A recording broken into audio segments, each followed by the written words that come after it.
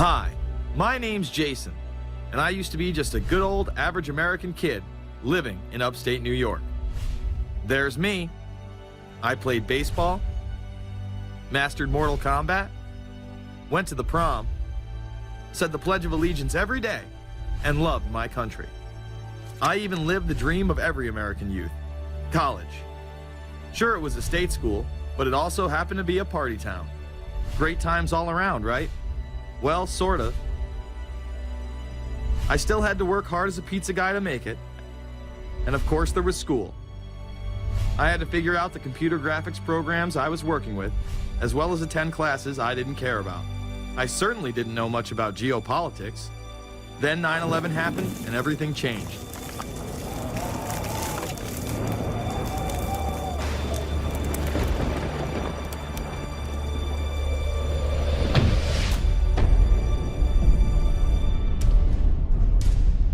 I was pissed. How dare the Muslim extremists massacre all those people? But was it all true? Prior to the invasion of Iraq, something didn't seem right. I then did a startling thing. I actually took a look at what happened that terrible September day. What I found horrified and angered me to such an extent that I took action. We were lied to, and lied to big time. Before I knew it, I went from a normal college student to the political guy at the party to one of the guys that brought you the first internet blockbuster, Loose Change. The film would not only change my life, but countless others as well. If you've ever seen Loose Change, the documentary about September 11th, conspiracy theorist documentary, it is riveting. Yeah. You watch it, and by the end, not even the end, 10 minutes in, you're like... You got your car packed, your head down. You're just like, oh my God, it's all true. So every place, there's questions coming from this documentary. And you don't have to believe everything in the documentary to still have questions come up. And you look back and you remember what you saw and what you were told, and now you have questions. We got the boogeyman out there. Wow. See, for many years it was communism, then it was the war on drugs, now it's the war on terror. All through our life, we've had to have a boogeyman. Loose Change took the truth about 9/11 into the mainstream with over 100 million views and allowed me to travel the country and even take on some of my detractors. The answer is no, they cannot.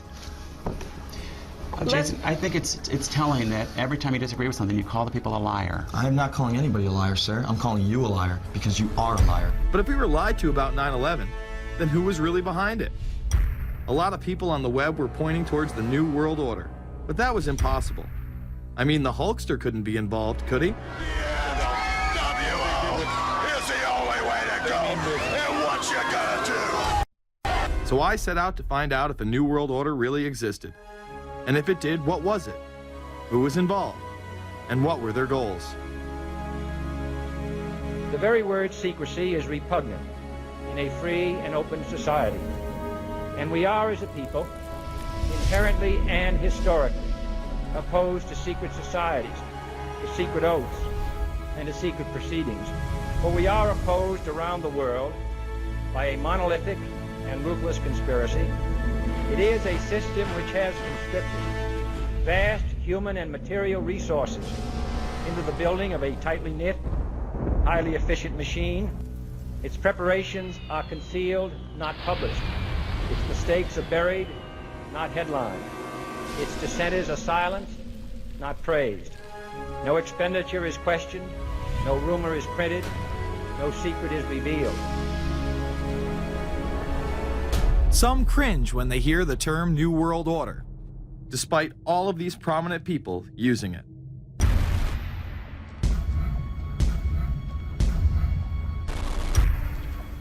The world that maybe some people dreamt of at that conference back in Bournemouth, when it looked as if maybe history would end, that liberal democracy would triumph, that free market economics would slowly progress, and we'd have a new world order.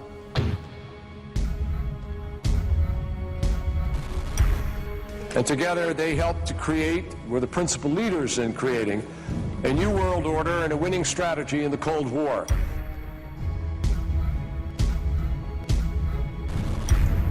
We are part of a new world order. And as the recently departed Admiral William J. Crowe once said, it's long on new and it's short on order.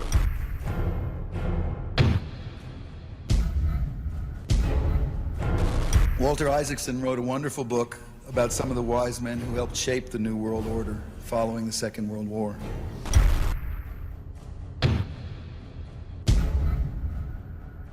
As we devise a way forward in Iraq, I urge the international community to embrace its responsibility for creating that new world order.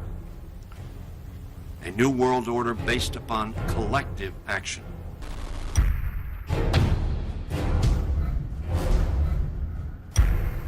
The transatlantic partnership was never just the foundation of our security.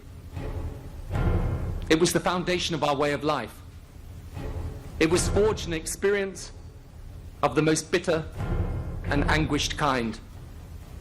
Out of it came a new Europe, a new world order, a new consensus as to how life should and could be lived.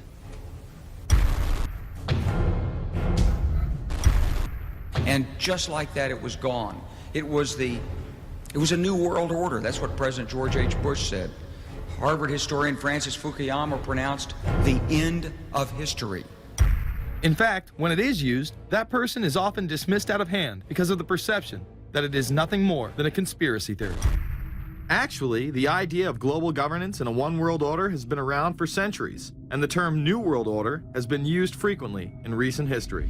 The New World Order means different things to different people, but to those who expect to be in control of it, it means the same thing. It means all the world under their control. They believe that somebody must rule. After all, people are too darn dumb to know how to rule themselves. They figured that that's their role. The first in-depth publication of note was Samuel Zane Batten's work, The New World Order, which was published in 1919. Under the cloak of Christianity, this order speaks of a new world rising and advocates social control over all people and all resources. It promotes a world federation with a world parliament, an international court, and a global police force. Some of its goals are as follows. Community. The danger and loss in crime and degeneracy. The determination to make community life safe, sanitary, wholesome, and moral. Industrial. The disappearance of class distinctions and the solidarity of all interests in the economic process. National. The conception of the nation's welfare as the supreme concern, with the policy that everything shall contribute to this end, and every person must do some useful work. International. The creation of an international mind, with a world consciousness and a world patriotism. The destruction of every arbitrary power that can separately and of its single choice disturb the peace of the world. World government is good, right? It put an end to war. Well, it could put an end to war because you just only have one dictator.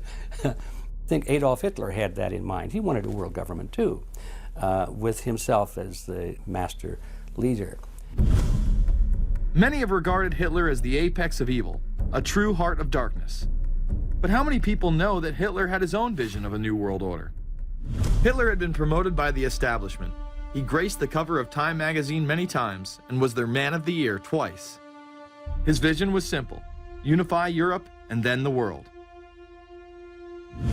The only real difference was that his order was racially motivated, instead of being based solely on religion. He even wrote a lesser-known follow-up to Mein Kampf in 1928 that many have dubbed My Order, or New World Order. President Roosevelt would condemn this order prior to World War II. Nazi forces openly seek to establish systems of government based on the regimentation of all human beings by a handful of individual rulers who seize power by force. Yes, these men and their hypnotized followers call this a new order. It is not new, and it is not order. The idea of globalization was so prominent in Nazi ideology that the 1936 Berlin Games would be the first time that the Olympic rings would be displayed prominently and promoted in order to glorify the Third Reich. This symbol represents the 5 major regions of the world: Africa, America, Asia, Europe, and Oceania, interlocking and coming together as one. This one world philosophy still defines the Olympic Games today. Australia, hello and welcome. One world, one dream. Hitler's methods of youth corps, concentration camps, eugenics, and military aggression were so visible to the rest of the world, he eventually failed. However, his vision of a new world order lived on. Author H.G. Wells, the man behind The Time Machine and War of the Worlds, would write about a planned world state in which there must be a common faith and law for mankind. In 1939, he would publish a full book on the matter called The New World Order. Wells again has a similar vision, stating that national individualism has to go and that sovereign states must end. He then goes on to write, in the great struggle to evoke westernized world socialism, contemporary governments may vanish. Perhaps his most chilling prediction is that countless people will hate the New World Order, be rendered unhappy by frustration and their passions and ambitions through its advent, and will die protesting against it. Many of them quite gallant and graceful-looking people. Collectivism is that concept where individuals are considered to be discardable, and that the group is more important, and that the ultimate group, of course, is the state. And so it boils down eventually to the fact that the state is the all-important unit of society, and citizens exist only to serve the state. Other men of prominence would also promote a New World Order during the 1960s, including industrialist and former New York Governor Nelson Rockefeller. These are some of the reasons pressing us to lead vigorously towards the true building of a New World Order. Rockefeller would also become vice president under Gerald Ford. Religious leader Pope Paul VI, delegates to international organizations, public officials, gentlemen of the press, teachers and educators, all of you must realize that you have your part to play in the construction of a new world order. As well as former President Richard Nixon. And the hope that each of us has to build a new world order. However, Nixon was largely a mouthpiece for his most dominant advisor, Secretary of State Henry Kissinger. Kissinger may be the most vocal proponent for a new world order of his era. He has called for it time and time again, in policy papers, meetings, and interviews. Time magazine recognized both Nixon and Kissinger as Men of the Year after announcing their new world order in China. However, they were working on it long before. In these once classified documents, they both discussed the new order with the president of Indonesia. Mainstream media was even critical of Kissinger's vision in the early 70s. In ragged, spasmodic fashion, a new world order is coming into being, but it looks less and less like the world order that Mr. Kissinger had constructed in his own mind. Kissinger's New World Order would fall under the radar for some time. However, it saw a vast revival during the first Bush administration. Here is Brent Scowcroft, former vice chairman of Kissinger Associates and former national security advisor under both Ford and Bush Sr., as he discusses the New World Order. Looking at the subtitle this morning, "Are we ready for the New World Order?" gives me something of the shudders. That phrase, New World Order, I'm afraid I'm partly responsible for resurrecting. To me, what that symbolized was perhaps a fundamental change in the character of our response to national security issues. Here, Charlie Rose asked Scowcroft, Kissinger, and former National Security Advisor Zbigniew Brzezinski if we are living in a new world order. Where are we as we think about this time in American foreign policy? Are we at a special moment which is being redefined? Or are we creating a new world order? We're at a moment when the international system is in a period of change like we haven't seen for several hundred years. In some parts of the world, the nation state on which the existing international system was based is either giving up its traditional aspects, like in Europe, or as in the Middle East. George H.W. Bush would campaign for a new world order like no other president before him. He would openly discuss it during his State of the Union address. What is at stake is more than one small country. It is a big idea, a new world order, where diverse nations are drawn together in common cause to achieve the universal aspirations of mankind. Again, a unified Europe was a major goal in creating this order. With few exceptions, the world now stands as one. A year and a half ago, in Germany, I said that our goal was a Europe whole and free. Tonight, Germany is united. Europe has become whole and free. The world can therefore seize this opportunity to fulfill the long-held promise of a new world order. We can find meaning and reward by serving some higher purpose than ourselves, a shining purpose, the illumination of 1,000 points of light.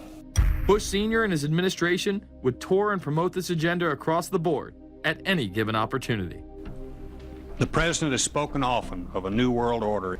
And we have an unprecedented opportunity to build a new era of peace and prosperity here and abroad, to build a new world order. It's my understanding, I think that the President, and I don't know the context of how it came up in his speech last night in New York, said that China must be a part of the new world order. Guess I would like to ask you how you envision China fitting into the new world order. It is a country that we are going to have relationships with by virtue of its geopolitical importance. American officials say breaking down regional and national barriers to the flow of goods and services would represent a spectacular benefit to economies around the world. We are building a new world order. Bush would actually make a commencement address at Maxwell Air Force Base declaring the birth of this order. And that's why I wanted to speak to you today about the new world taking shape around us, about the prospects for a new world order now within our reach. In the coming weeks, I'll be talking in some detail about the possibility of a new world order emerging after the Cold War. But today, I want to discuss another aspect of that order. You see, as the Cold War drew to an end, we saw the possibilities of a new order in which nations work together. It refers to new ways of working with other nations to deter aggression and to achieve stability. As old threats recede, new threats emerge. The quest for the new world order is in part a challenge to keep the dangers of disorder at bay. We must build on the successes of Desert Storm to give new shape and momentum to this new world order. Only when this transformation is complete will we be able to take full measure of the opportunities presented by this new and evolving world order. The new world order really is a tool for addressing a new world of possibilities. This order gains its mission and shape not just from shared interests, but from shared ideals. After the Gulf War had ended, Bush was so obsessed with the idea of a new world order that he had a series of Glocks imprinted with the term that he would give to members of his administration, including Colin Powell, Brent Scowcroft, Dick Cheney, and General Norman Schwarzkopf. Cheney would even approve policy papers regarding the New World Order. Defense Secretary Dick Cheney has approved a revised draft of a policy document on the New World Order. The Pentagon is backing off a controversial earlier draft and has abandoned a one superpower strategy. The final document puts more emphasis on international alliances and organizations. This would become an unprecedented unprecedented time period for people all over the globe to discuss at length what the New World Order meant to them. People within the media. Does anybody want to talk about the New World Order? Is there a New World Order out there, or is this a vision that exists in the... He does have his vision, there's no doubt about that. But does that exist in the president's mind, or does it exist out there in reality? This president sees this episode as the first test case, as the first example for the New World Order he is trying to organize. Some people have called it the New World Disorder, and there's a lot of truth to that.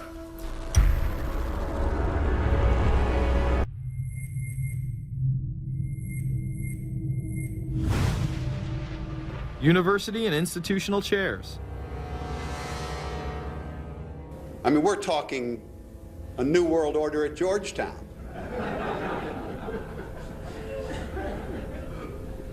And we'd like to be very much a part of it and continue to live. This is a world that is likely to be dominated in the near future, and perhaps longer, by the Gulf War and the New World Order, which is the buzzword of the moment. So the secret of a New World Order, and at this point it's just a slogan, but it does have some historical background in terms that orders have succeeded each other over time. The secret of this is to learn how to use coalitions. We are effective in the United Nations.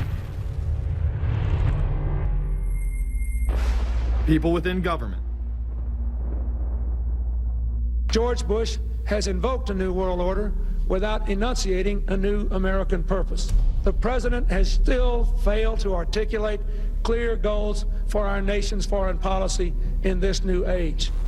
I find the term New World Order very revolting, and just not only historically but politically today.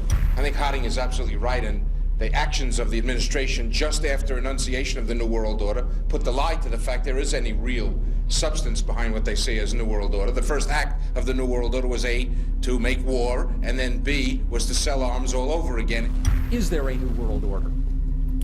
We know certainly that George Bush has copyrighted the term at this point.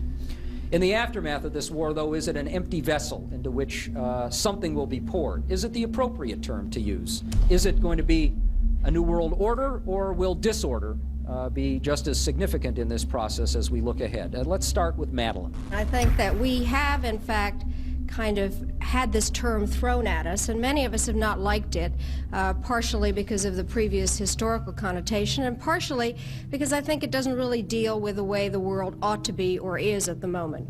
But we are far from seeing a world order, and I'm not sure that it is in best U.S. interest to have a new world order in which we are the policeman. While many began to become critical of this order, the term began to evaporate into the background. We are very, very skeptical of an international order if we are not sure how the rules will be made, because thus far the international order has been made with rules that we had no input into and that affect us, and even when on the few occasions when the rules will seem to favor us, then they get changed. A unipolar world, a world of one superpower, may be quite dangerous for us. The New World Order under the United Nations would mean, among other things, an end to our God-given rights given us and secured by the Constitution. The New World Order, which now has been called by some the New World Disorder, and by some people on the more liberal persuasion, the taking over of the world by the Council on Foreign Relations, the Trilateral Commission, and the UN to put us all in slavery.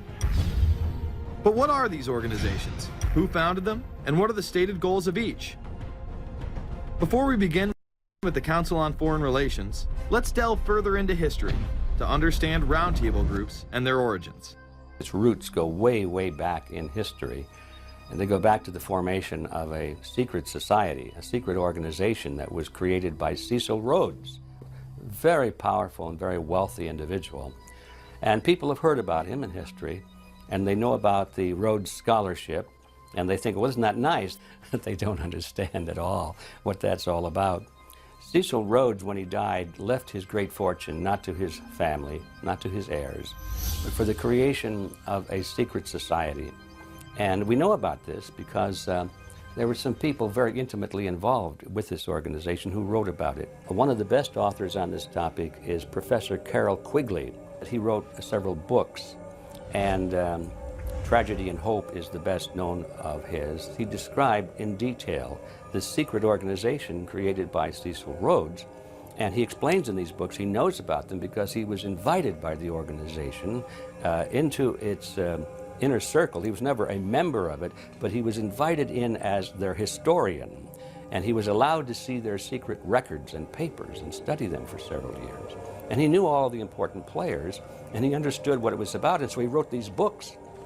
It's an amazing thing because he laid out in great detail what the purpose of the organization was and how they were the major players in all of the big international events since and including World War I. The bottom line is that you take the roots of that organization and you find out that they created in all of the British dependencies what they call roundtable groups. And then around those little roundtable groups, they created front groups.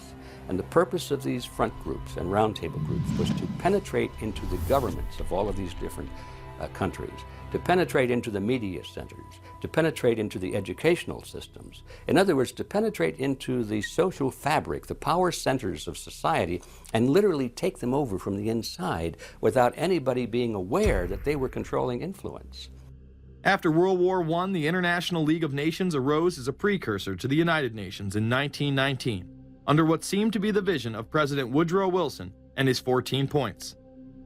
The League of Nations was the first attempt at the New World Order, the first attempt at a global government based on the model of collectivism.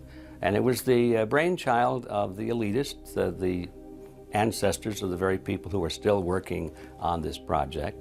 They're collectivists, the very wealthy people. They're the ones in this country who dominated the powerful tax-exempt foundations, like the Carnegie Endowment Fund for International Peace, the Rockefeller Funds, the Ford Foundation, and groups like that. These people were on record, even way back then, that they had to have a new world government, and they dreamed of that being embodied in the League of Nations. And they were solidly behind it. And that was one of the reasons those people encouraged the United States into World War I, was because of the crisis of World War I, and that would also condition Americans to thinking of making big changes in their system, because we certainly don't want another war like that, do we? There's that fear angle again. And they thought, well, by being in World War I, then we would be a major participant at the table to carve up the world and create a new world government. And that was to be the League of Nations. Well, what happened to it is that the American people didn't really go for it. Wilson was aware of the elite and their control over society. In his book, The New Freedom, published in 1913, he discussed such a group. Since I entered politics, I have chiefly had men's views confided to me privately. Some of the biggest men in the United States, in the field of commerce and manufacture, are afraid of something. They know that there is a power somewhere so organized, so subtle, so watchful, so interlocked, so complete, so pervasive, that they better not speak above their breath when they speak in condemnation of it. Ultimately, this insight did not spare him from becoming yet another puppet of the global elite. In all of the British dependencies, these organizations, the front groups, were called the Royal Institute for International Affairs. In the United States, they chose a different name. They chose the Council on Foreign Relations, but it held exactly the same relationship to this inner society of Cecil Rhodes. Among the charter members were W. Averell Harriman of Union Banking, then President of the United States Woodrow Wilson's main advisor, Colonel Edward Mendell House, John D. Rockefeller, the founder of Standard Oil, banking mogul J.P. Morgan, and prominent bankster Paul Warburg. Well, the Council on Foreign Relations exists today. It's probably the most powerful single organization in America.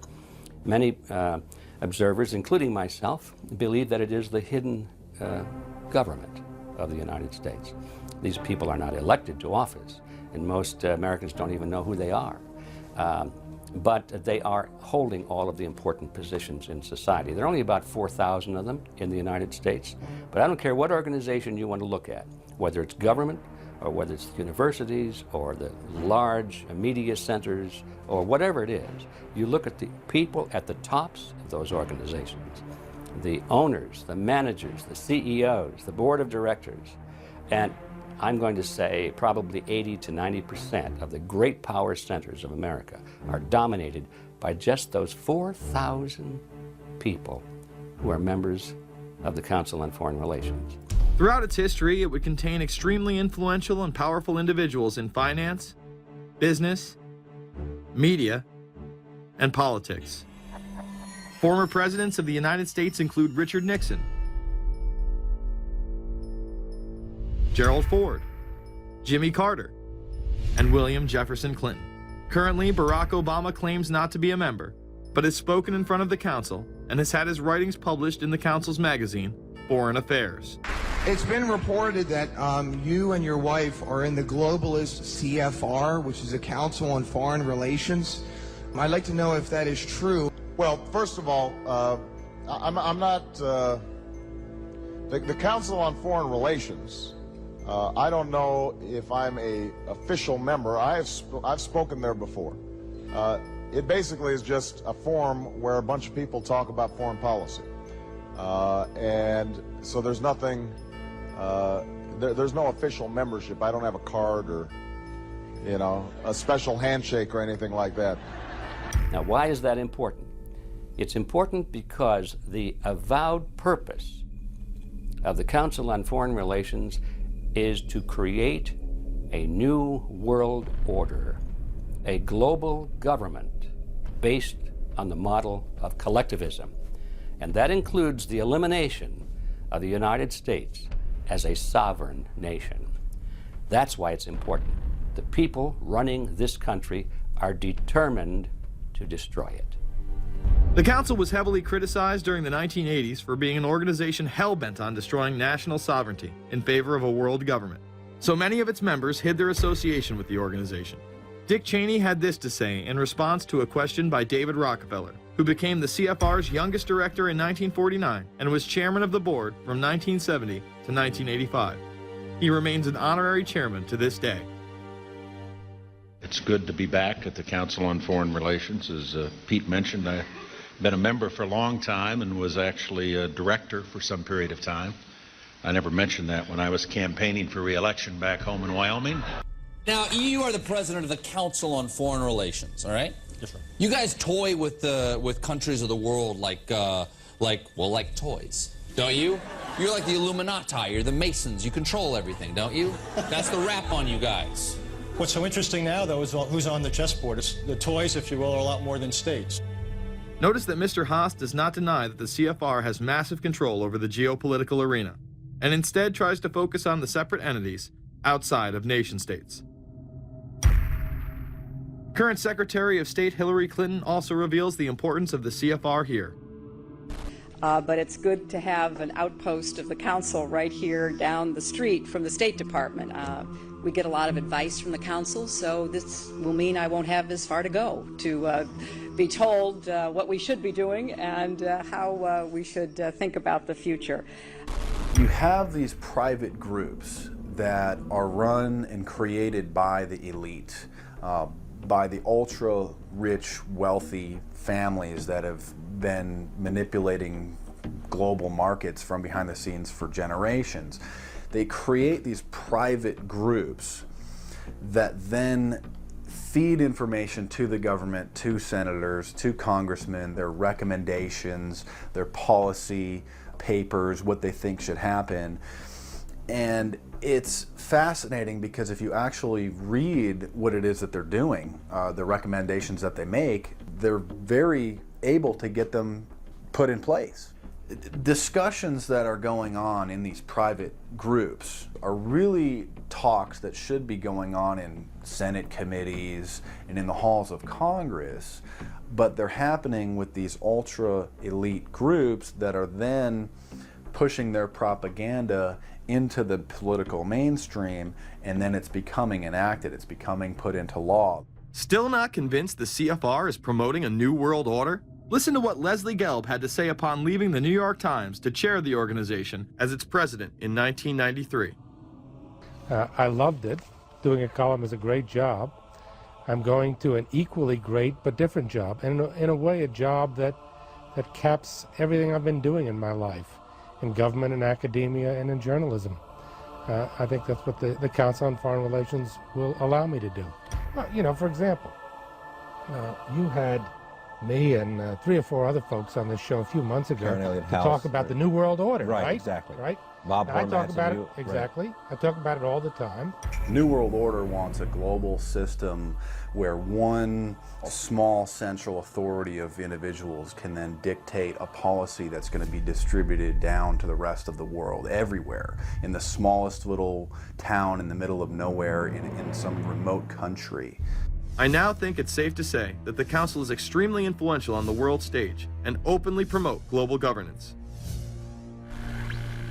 The Council and the globalists were able to take this agenda to the next level following World War II. The United Nations was born out of the ashes of this conflict. Unlike the League of Nations, the United States not only joined this organization, they championed it. First book I wrote was The Fearful Master, a second look at the United Nations. It was written at a time when it was not popular to be critical of the UN. I mean, the United Nations was viewed by almost everybody as our last best hope for peace. It was a means, we were told, to bring humanity together and put an end to war and live in peace and harmony and promote trade and all of these good things. I wish it were any of those things, but it's not. The original charter for the United Nations was drafted in San Francisco in 1945, and the United States became a permanent member of the Security Council, along with France, the United Kingdom, the Soviet Union, and the Republic of China. The process by which other nations' belief systems could be used to erode and eviscerate our Constitution and Bill of Rights had taken a giant leap forward. The United Nations is one of the most well-known sort of globalization attempts. Its primary goal is to streamline all the governments of the world, to create a global council and to unify all the rules and all the regulations for the world. So it's essentially the precursor and an engine of this new world order. The United Nations is made up of all of the countries of the world, most of which are dictatorships of one kind or another. And you don't take a bunch of dictatorships and put them into a bag and shake it up and come out with a freedom-loving governmental unit. You come out with a global dictatorship. This was the public face of global governance. However, many other organizations have been birthed since. Even more suspect is a private group called the Trilateral Commission. David Rockefeller and Henry Kissinger are among its some 300 influential members. The Trilateral Commission, rich and powerful business and political leaders from Japan, Europe, and North America. The New York-based policy group was formed in 1973 by Chase Manhattan Bank Chairman David Rockefeller. In addition to Rockefeller, there are many other noted American members. Among them, economist Alan Greenspan, former Defense Secretary Harold Brown. George Bush was once a member, but resigned last year before his unsuccessful presidential campaign. Back then, it wasn't politically wise to be aligned with what his party's right wing considered a shadow world government. The United Nations would take over America. The Trilateral Commission would control the world. Just look at its membership, they say. Current and former members include Presidents Clinton, Bush, and Carter. Names like Brzezinski, Christopher, Kissinger, and Schultz. And top executives of ITT, Xerox, Exxon, and Nations Bank. Although this group with only 300 members seems to be at the apex of the power structure, there is yet another group formed in 1954 that is even smaller in number and has a greater influence on world events. Meet the Bilderberg Group. This elite group meet annually around the globe. There is a core group of members who have attended every year for decades, such as David Rockefeller, Henry Kissinger, and Queen Beatrix of the Netherlands. These members invite others who are politically and socially relevant at the time. Each year, around 140 people are in attendance. Real quick, I asked you this question. You attended a meeting in Italy called the Bilderberg Group. I just want to know what you were doing out there, what that was all about. Because she lied to me and told me she didn't go. I figured you might tell me the truth. All I did was go. They had a Republican and a Democrat. The Republican was I gave like a 20-minute talk on the presidential election. Did it have anything to do with being John Kerry's running mate? Did you talk about that at all? No, because I wasn't his running mate. Okay. I happened to be in Europe then on my way to Russia. I was invited to go to Bilderberg by Vernon Jordan, a friend of mine and a genuine hero of the civil rights movement. And to the best of my knowledge, NAFTA was not discussed by anybody in my presence. Documents released by the group in 2001 reveal that in September of 1955, the group met in Germany and covertly outlined the idea of a European Union. Section E, European Unity, discusses the general support for European integration and unification, and the idea to unify Germany once again with the rest of Europe under a common marketplace. Belgian Viscount and current Bilderberg chairman Etienne Davignon told the EU Observer in 2009 that the next Bilderberg meeting could improve understanding on future action in the same way it helped create the euro in the 1990s. This illustrates the patience, vision, and reach of this organization. It was able to promote and establish both the European Union and a European currency over the course of just under 40 years, incrementally. One of the things that the elitists discussed back at the turn of the century when they were talking about how do you convert the United States into a collectivist system was the fact that you can't do it quickly. You have to let people get used to it incrementally, because any major change would be rejected. The 1957 Conference of Rome, where the Common Market Treaty, providing for free trade in all products, was at last signed. 6 nations, France, Germany, Italy, Belgium, Holland, and Luxembourg, agreed to remove all mutual barriers to trade within 12 to 15 years, the embryo of a political union which they proclaimed to be their ultimate objective. In that fashion, it's possible for people to get used to this process and even to think it's a good thing. People will accept the gradual growth of government, the gradual loss of their purchasing power. They'll accept almost anything if it's done gradually. And we have to be very alert to that. 2008 and 2009 attendees include World Bank President Robert Zoellick, Treasury Secretary Timothy Geithner, former head of British Secret Intelligence Richard Dearlove, Donald Graham, CEO of the Washington Post, CNN host and author of The Post-American World, Fareed Zakaria, and many other giants of business, politics, and media.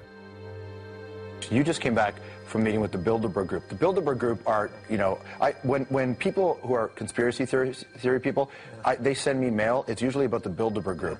And I get these books on my front door, which I'm uncomfortable with, and it's all about the Bilderberg, like they're the modern day Illuminati. Are you a member of the Bilderberg Group? I don't think we're supposed to talk about this. Many have identified them as the kingmakers, the puppet masters that pull the strings behind the scenes. Perhaps there is no better example of this than what occurred during the 2008 conference. Immediately after Obama had been selected as the Democratic presidential nominee, the pressure was on to choose a running mate. We've put together a committee. We are going to be equally deliberative in how we move forward. And we're not going to do it in the press, and we're not going to do it through surrogates. He then tricked the press corps into staying on the plane as it took off from Washington. He was whisked away to an undisclosed location. Obama was supposed to fly home. He'd been here in Virginia. He was supposed to fly home out of Dulles, as you know, outside Washington, D.C. The press corps was waiting for him on the plane, and the pilot announced that they were leaving, and Barack Obama was not on the plane. Presumptive nominees in the past has always been that they have at least a press pool with them at all times. Is there a reason why we didn't go with him in the motorcade all the way? This is what we're out here for, and now we're on this plane with no candidate. Again, you know, look, I understand. There was a desire to do these meetings, obviously, in private. The press then began to report that Obama and Hillary were meeting secretly in her home. Well, we continue to follow our breaking news. Barack Obama, Hillary Clinton meeting tonight at her house in Washington, D.C. However, it was later revealed that they never actually met at Clinton's home. And we're following this breaking story. Candy Crowley, we understand, has new information. Candy, what have you learned? We are hearing actually from Chris Welch, who is our embed with the Obama campaign. Those are the people that took off without Obama and went to Chicago.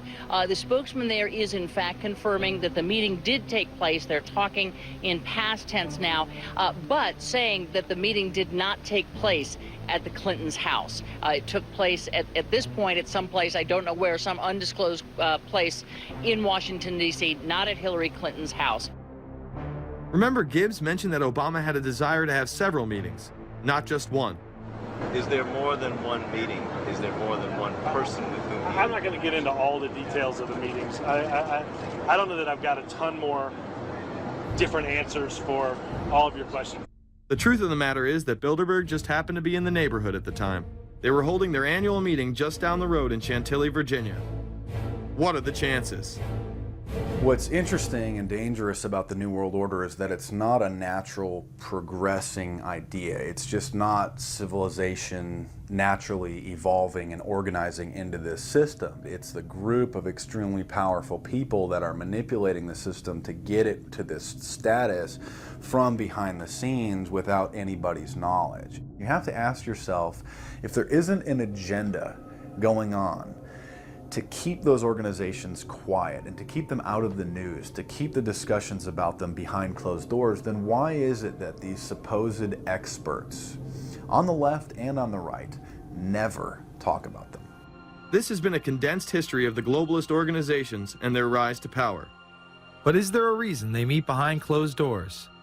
A shadow world government has been mentioned, but to truly understand what that means, let's go back to this iconic warning from President Dwight D. Eisenhower. Progress toward these noble goals is persistently threatened by the conflict now engulfing the world. It commands our whole attention, absorbs our very beings. We face a hostile ideology, global in scope, atheistic in character, ruthless in purpose, and insidious in method. Unhappily, the danger it poses promises to be of indefinite duration. The need to maintain balance in and among national programs. Balance between the private and the public economy. Balance between the cost and hoped for advantages. Balance between the clearly necessary and the comfortably desirable.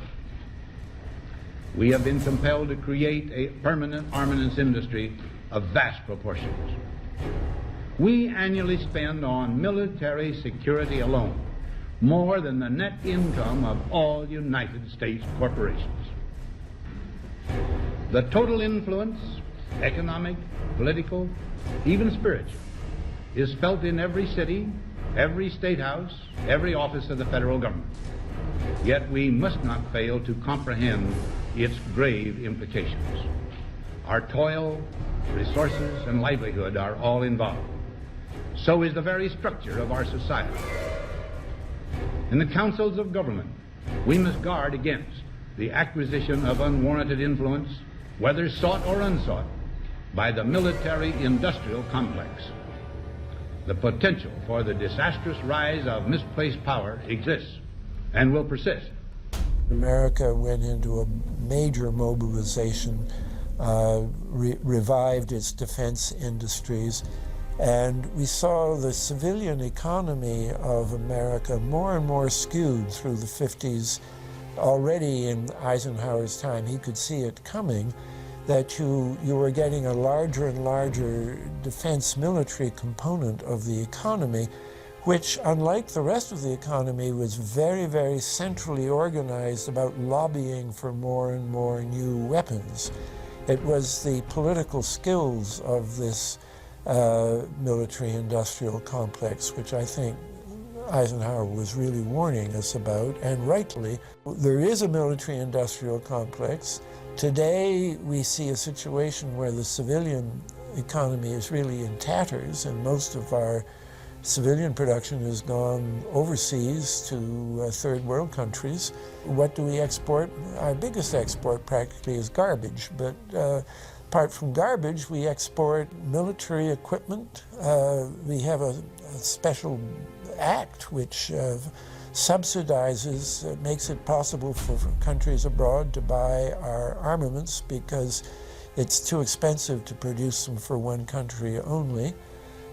So we have become a very efficient military-industrial complex, but the civilian economy is only a ghost of what it used to be, and this has terrible consequences for democracy because it means that the power of this lobby is now sort of dominating what goes on in Washington.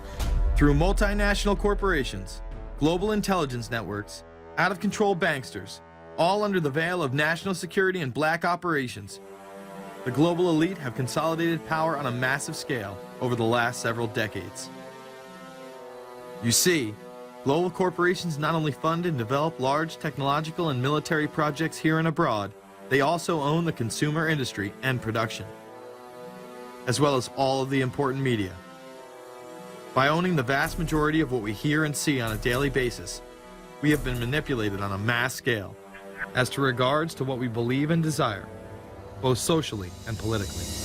Edward Bernays, the nephew of world-famous psychoanalyst Sigmund Freud, would study group dynamics and become the father of public relations. He authored the book Propaganda in 1928. In it, he described how to intelligently and consciously manipulate the habits and opinions of the masses within a democratic society. He went on to state that those who harness this unseen mechanism of society constitute an invisible government and are the true ruling power. It is they who pull the wires which control the public mind, who harness old social forces and contrive new ways to bind and guide the world. The average American is distracted, mindless, worried about minuscule things, celebrities, as if it was their own family members. And this is by design, because the powers that be, who own the media, know how our brains work. They know scientifically how the human mind functions. They know about sociology, and they are using the media, and have used the media for decades now, to entertain people with issues that don't really matter. When you have the big news networks covering celebrity issues as if it's the most important thing, it becomes the most important thing. And this is not by accident. This is to keep us out of the way. Because if you're worried about the latest celebrity death, or the latest celebrity couple, or the celebrity breakup, or your sports team having a shot at the Super Bowl or the World Series, there's so much information about those issues that can be discussed that will mesmerize people, and they won't know or care about the real issues that are out there. Well, I think this is just one more piece of evidence of the degree to which the media, supposedly the watchdogs, has become the gatekeeper of the system.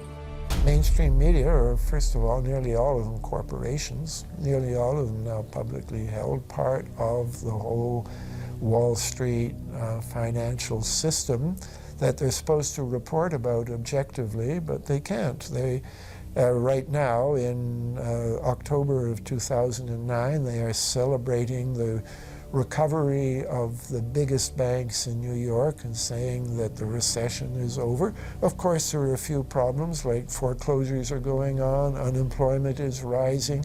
All of this is affecting the American people, but it's not affecting the financial elite who also control the media. Bernays successfully identified the invisible empire which controlled the minds of men. So as the populace is mesmerized and hypnotized by powerful behind-the-scenes forces, as they are distracted by the latest celebrity scandal, the newest cell phone, and their favorite sports team, this network disguises itself, remaining in the shadows. Despite the elite utilizing Bernays' methods, in conjunction with the military-industrial complex they had erected, a modern arm of this organization was exposed in what came to be known as the Iran-Contra scandal. Essentially, black operations were not only caught dealing arms illegally and supporting South American dictators, but also smuggling drugs into the United States. Iran-Contra was really the merging of two different programs. The first one was support for the Contras, who were, let's face it, a force of terrorists in Nicaragua trying to overthrow the Sandinista government. They were being secretly supported by the CIA, and at the bottom of the whole thing was drugs. Iran-Contra was openly exposed by massive network coverage.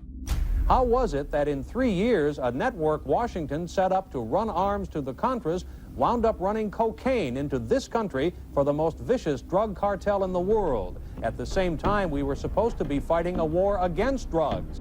But by the same token, I also smuggle my share of weapons in exchange for those illegal substances, with the full knowledge and assistance of both the DEA and CIA. Betzner says that in 1983 he flew weapons from Florida to El Salvador and drugs from Colombia to the Bahamas on the way back. In 1984, he says, he flew twice from Florida to Costa Rica and back. We could bring back our own cargo, and they would arrange it, or we could bring back their cargo without ever having to worry about interception, arrest, anything like this, that everything was taken care of. What kind of cargo were you talking about? Drugs. Tolliver says he had 2 meetings with this man, CIA veteran Rafael Quintero.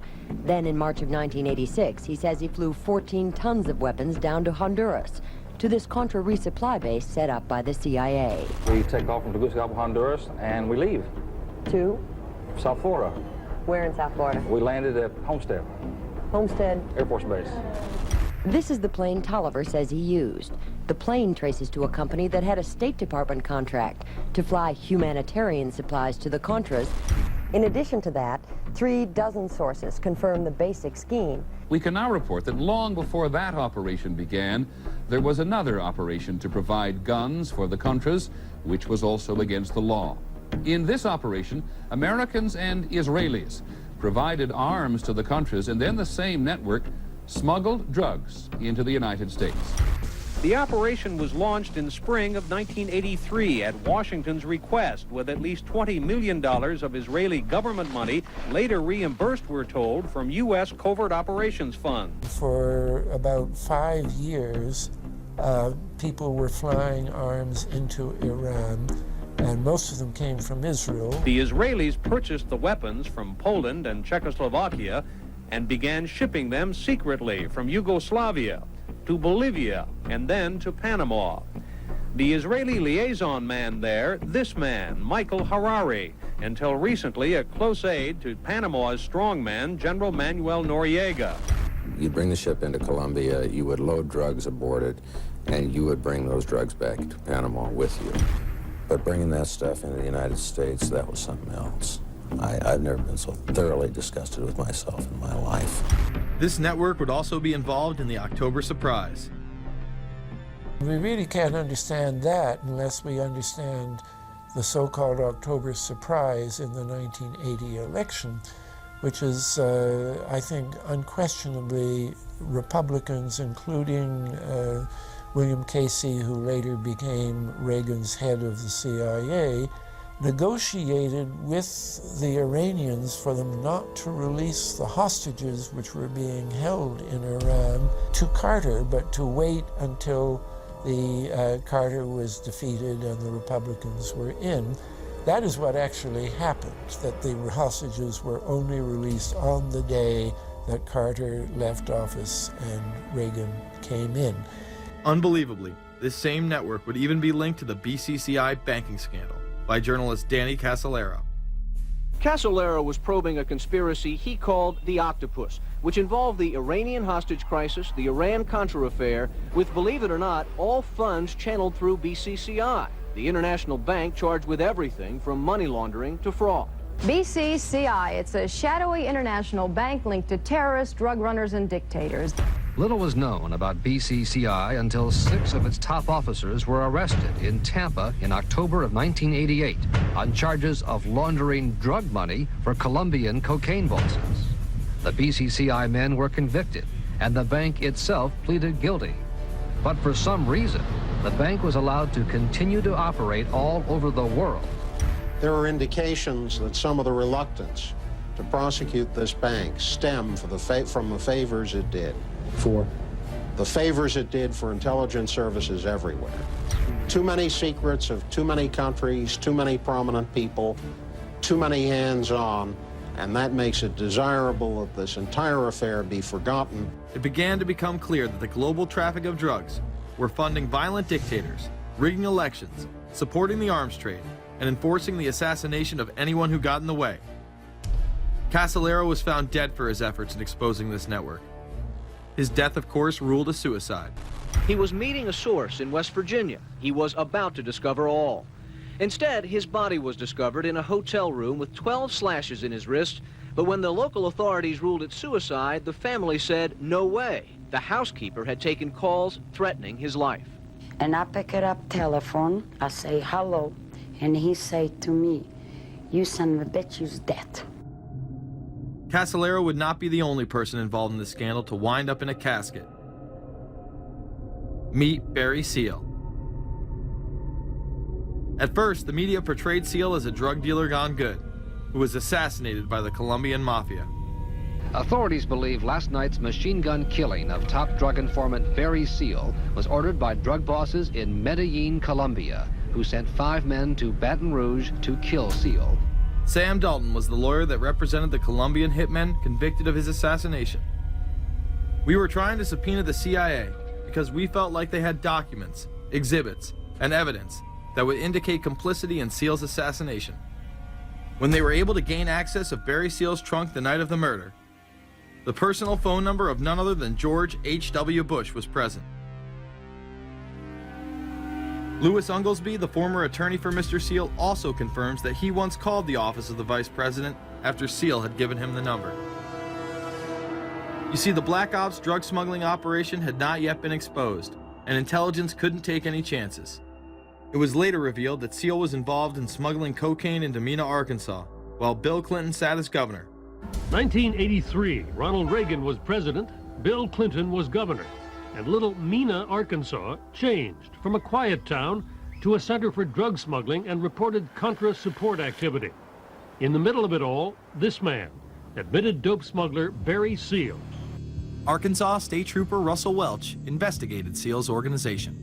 Each trip would have 250 to 350 pounds of cocaine. According to the London Telegraph, Arkansas State Trooper Larry Patterson testified under oath that he and his officers discussed repeatedly in Clinton's presence the large quantities of drugs being flown into Mena Airport, large quantities of money, large quantities of guns.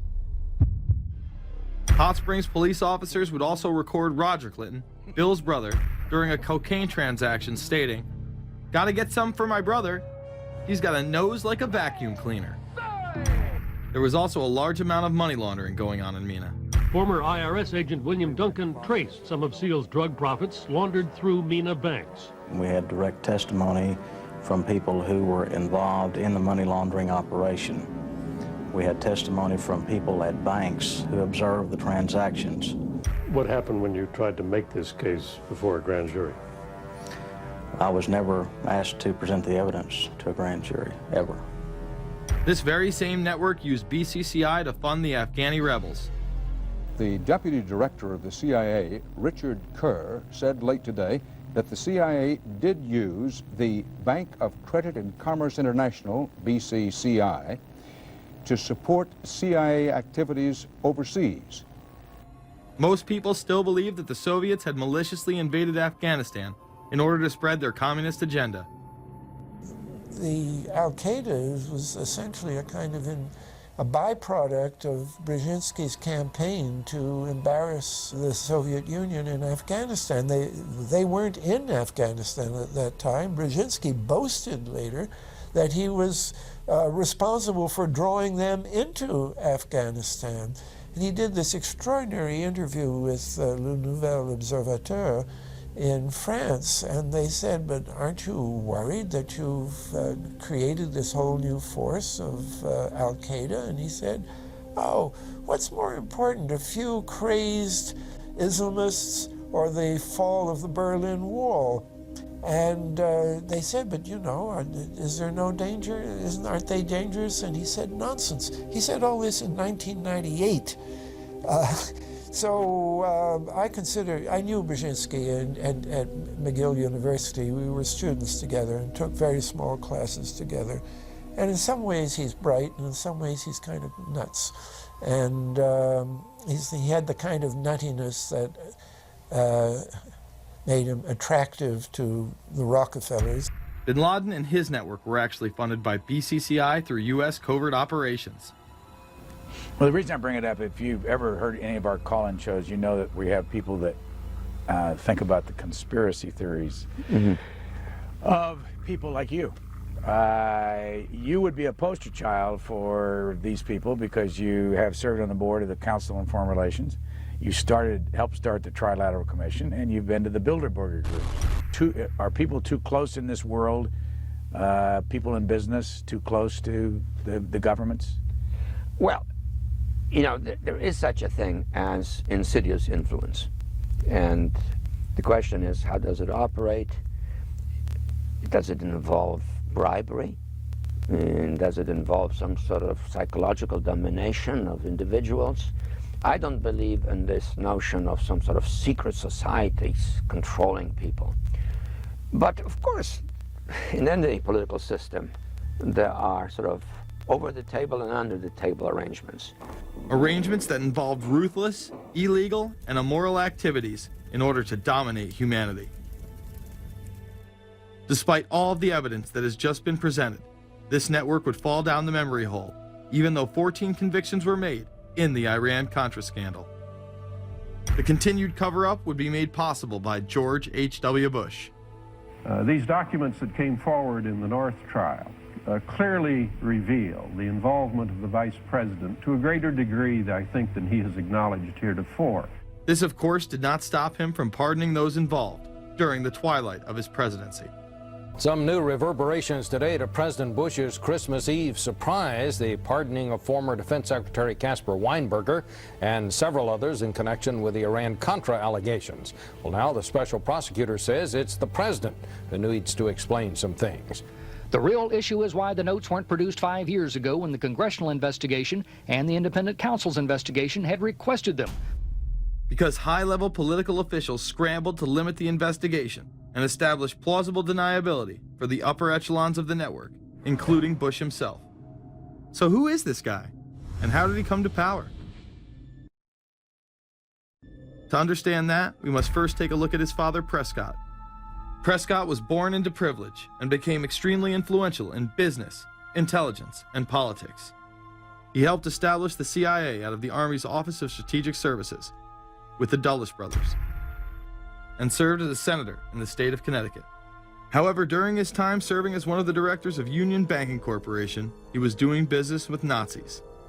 The Bushes have been sort of at the heart of the military-industrial complex since its very beginning, and that Prescott was involved in a firm that actually fronted for Nazi firms in America. In fact, Union Banking and its subsidiaries were seized by the United States government in October of 1942 under the Trading with the Enemy Act. After the war, the assets were returned, a few fines were paid, and it was swept under the rug of forgotten history. These Nazi ties should not be all that shocking, seeing as it has been declassified that the Office of Strategic Services recruited Nazis into its ranks through Project Paperclip in August of 1945. George Bush seemed to follow in his father's footsteps, using Prescott's business connections to move to Texas and get into the oil industry. He would first attain political office as a Texas congressman in 1966, but then lose his bid as a Texas senator in 1970. It was at this time that Nixon appointed Bush as an ambassador to the United Nations. According to official accounts, Bush then began work with the CIA as its director in 1976. Evidence suggests that Mr. Bush and the CIA actually had a much longer-standing relationship. There are indications that he had relations to the CIA before. There's a very strange memo, and the names are George Bush. And when this was published, there was a lot of fuzzing of the issues, but given George H.W. Bush's strong connections with the Cuban community, I think there is a good chance that it was the George Bush we know, so that he did have a CIA connection. Bush left the CIA just under a year after his appointment. He is credited with restoring the agency's morale, as its image was being shattered by the Church Committee's revelations of the CIA's unauthorized activities involving assassinations and corruption. In reality, Bush was responsible for denying the Church Committee many of the documents it requested, and making it impossible for them to do a thorough investigation. After his time as CIA director, he devoted himself to becoming the next president of the United States. Many people within his own party did not like his globalist ties. Along the campaign trail, Bush continually had to explain his association with the group. You know J.R. Ewing in the show Dallas? J.R. is a member of the Trilateral Commission, I think. It's got to be because it's so bad. Let me tell you something. I used to be a member of it. I resigned, as I did from every business thing I was in, to concentrate on one thing, running for President of the United States. Ronald Reagan initially had no interest in having Bush as his running mate. Even then presidential candidate Ronald Reagan had questions. I would suggest that maybe Mr. Bush would clear the air if he'd tell us why he resigned. Reagan's backers then forced him to choose their intelligence frontman, George H.W. Bush, as his vice president. But in spite of last year's campaign rhetoric, all seems to be back to normal between George Bush and his old colleagues. And President Reagan, who is relying on many of these powerful business leaders to make his economic package work, will host commission representatives at the White House Monday. After Reagan's election, there was an attempt on his life, just 69 days into office. Astoundingly, Bush would again be connected. So just who is John Hinckley, Jr.? When he left this neighborhood 8 years ago, he was, by all accounts, well-liked and seemingly normal. This donut shop near the motel was visited by Hinckley, who reportedly waited for a phone call here each day, even though he had a phone in his motel room. The nature of the calls is not known. A touch of irony.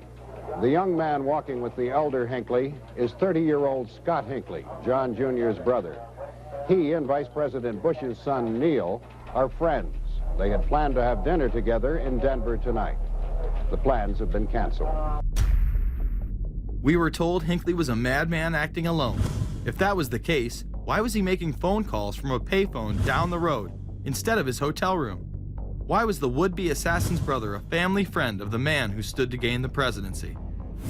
While Reagan led the nation in the public eye, Bush exploited his power through the largely unknown Continuity of Government Directive. In the United States federal government, there is a super-secret agency which controls this shadow government. The National Program Office allowed Bush and his network to attain executive emergency powers. Ronald Reagan authorized the National Program Office when he signed a top-secret directive in 1982. Oliver North was one of the key officers responsible for the program's startup.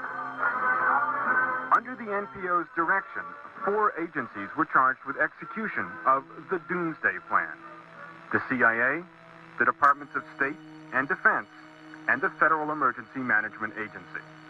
An effort was being made to consolidate continuity of government programs across several major departments of the government under one office.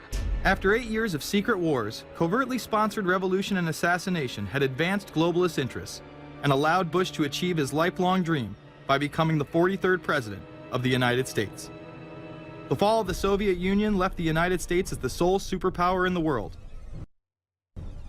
The Wolfowitz Doctrine stated, "We must maintain the mechanism for deterring potential competitors from even aspiring to a larger regional or global role." The New World Order was on display with the first Gulf War and the creation of a European Union. After losing to his crony Bill Clinton, he faded into the background as the agenda for a New World Order marched forward. After 1989, President Bush said, and it's a phrase that I often use myself, that we needed a New World Order.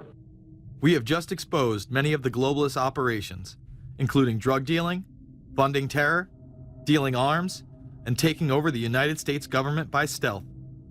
Whenever these agendas were threatened, those who opposed them ended up dead.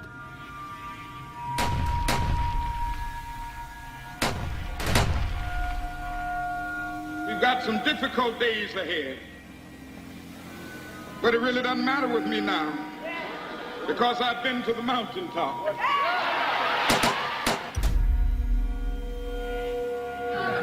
My thanks to all of you, and now it's on to Chicago, and let's win there. Thank you very much. Gave a paper about all 3 of the big assassinations in the 60s, which was John F. Kennedy, Bobby Kennedy, and Martin Luther King. And there are certain common denominators. I call these events deep events. We've become accustomed to the idea that every now and then something is going to happen, and we just know from the beginning we're not going to get to the bottom of it. And the more they happen, the more reconciled we've become to this state of affairs. In 1978, the House Select Committee on Assassinations could not ignore there was a conspiracy in regards to the assassination of John F. Kennedy and Martin Luther King Jr. Good evening. A congressional committee has concluded that President John Kennedy and civil rights leader Martin Luther King Jr., both of them, were probably killed as the result of conspiracies. The House Assassinations Committee wound up its 2-year study by recommending that the Justice Department look into both cases. In the assassination of Dr. Martin Luther King, the committee concluded the likelihood of conspiracy. The committee's summary of findings says President Kennedy was probably assassinated as a result of a conspiracy, that its evidence establishes a high probability that 2 gunmen fired at the motorcade. The committee concluded that President Kennedy did not receive adequate Secret Service protection in Dallas, that the CIA was deficient in sharing information before and after, that the Justice Department and Warren Commission failed to pursue possible conspiracies and made their conclusions too definite. There seems to be no debate that the CIA and Secret Service were involved in the assassination, as you can clearly see 2 Secret Service agents being taken away from their positions at the back of Kennedy's vehicle just moments before the assassination. And no matter what you believe about Oswald, it has now been declassified that Oswald was trained by the CIA in 1957 under the cover of the Office of Naval Intelligence. These political assassinations continue to this day. The 11-person jury in the inquest must decide if these stills, never before seen of Diana in the Mercedes and then the crash, are the frantic moments after a tragic accident or the aftermath of a calculated murder. Mr. Al-Fayed? Mohammed Al-Fayed, Dodi's father, has long since made up his mind. I believe that my son and Princess Diana have been murdered by the royal family. He claims Diana was pregnant and about to announce her engagement to his son, an embarrassment so great, he says, that Prince Philip commissioned British Secret Service to kill the couple. Assassination is an option when the ruling class can identify an enemy who cannot be compromised. But how do they bend the population's will to do their bidding? Well, a false flag operation is one in which the attacker carries the flag of someone else. It's usually a military operation, and the purpose, of course, is to create the impression that the attacker is someone else. They want to create negative public opinion against the nation whose flag was being used. Or they may even not use a flag at all. This sort of thing is done all the time, and it's certainly not unique in history. I think we've been seeing a lot of it lately.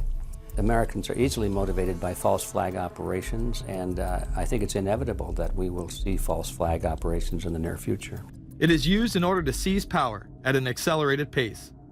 A very well documented modern example of this is the Tonkin Gulf incident. There were 2 sets of Tonkin Gulf incidents. The first one on August 2nd were real but trivial. The second on August 4th, 2 days later, were the ones to which we actually sent planes off in retaliation and were, in theory, much bigger, a torpedo attack on a U.S. destroyer, but in fact it never happened. When McNamara visited Vietnam, he confirmed the Tonkin Gulf incident never occurred, and once again, we were lied into war. To this day, I don't know what happened on August 2nd and August 4th, 1964 in the Tonkin Gulf. The general provided the answer, saying his Navy attacked the Maddocks on August 2nd. But on the 4th, nothing happened. There was absolutely nothing, he said.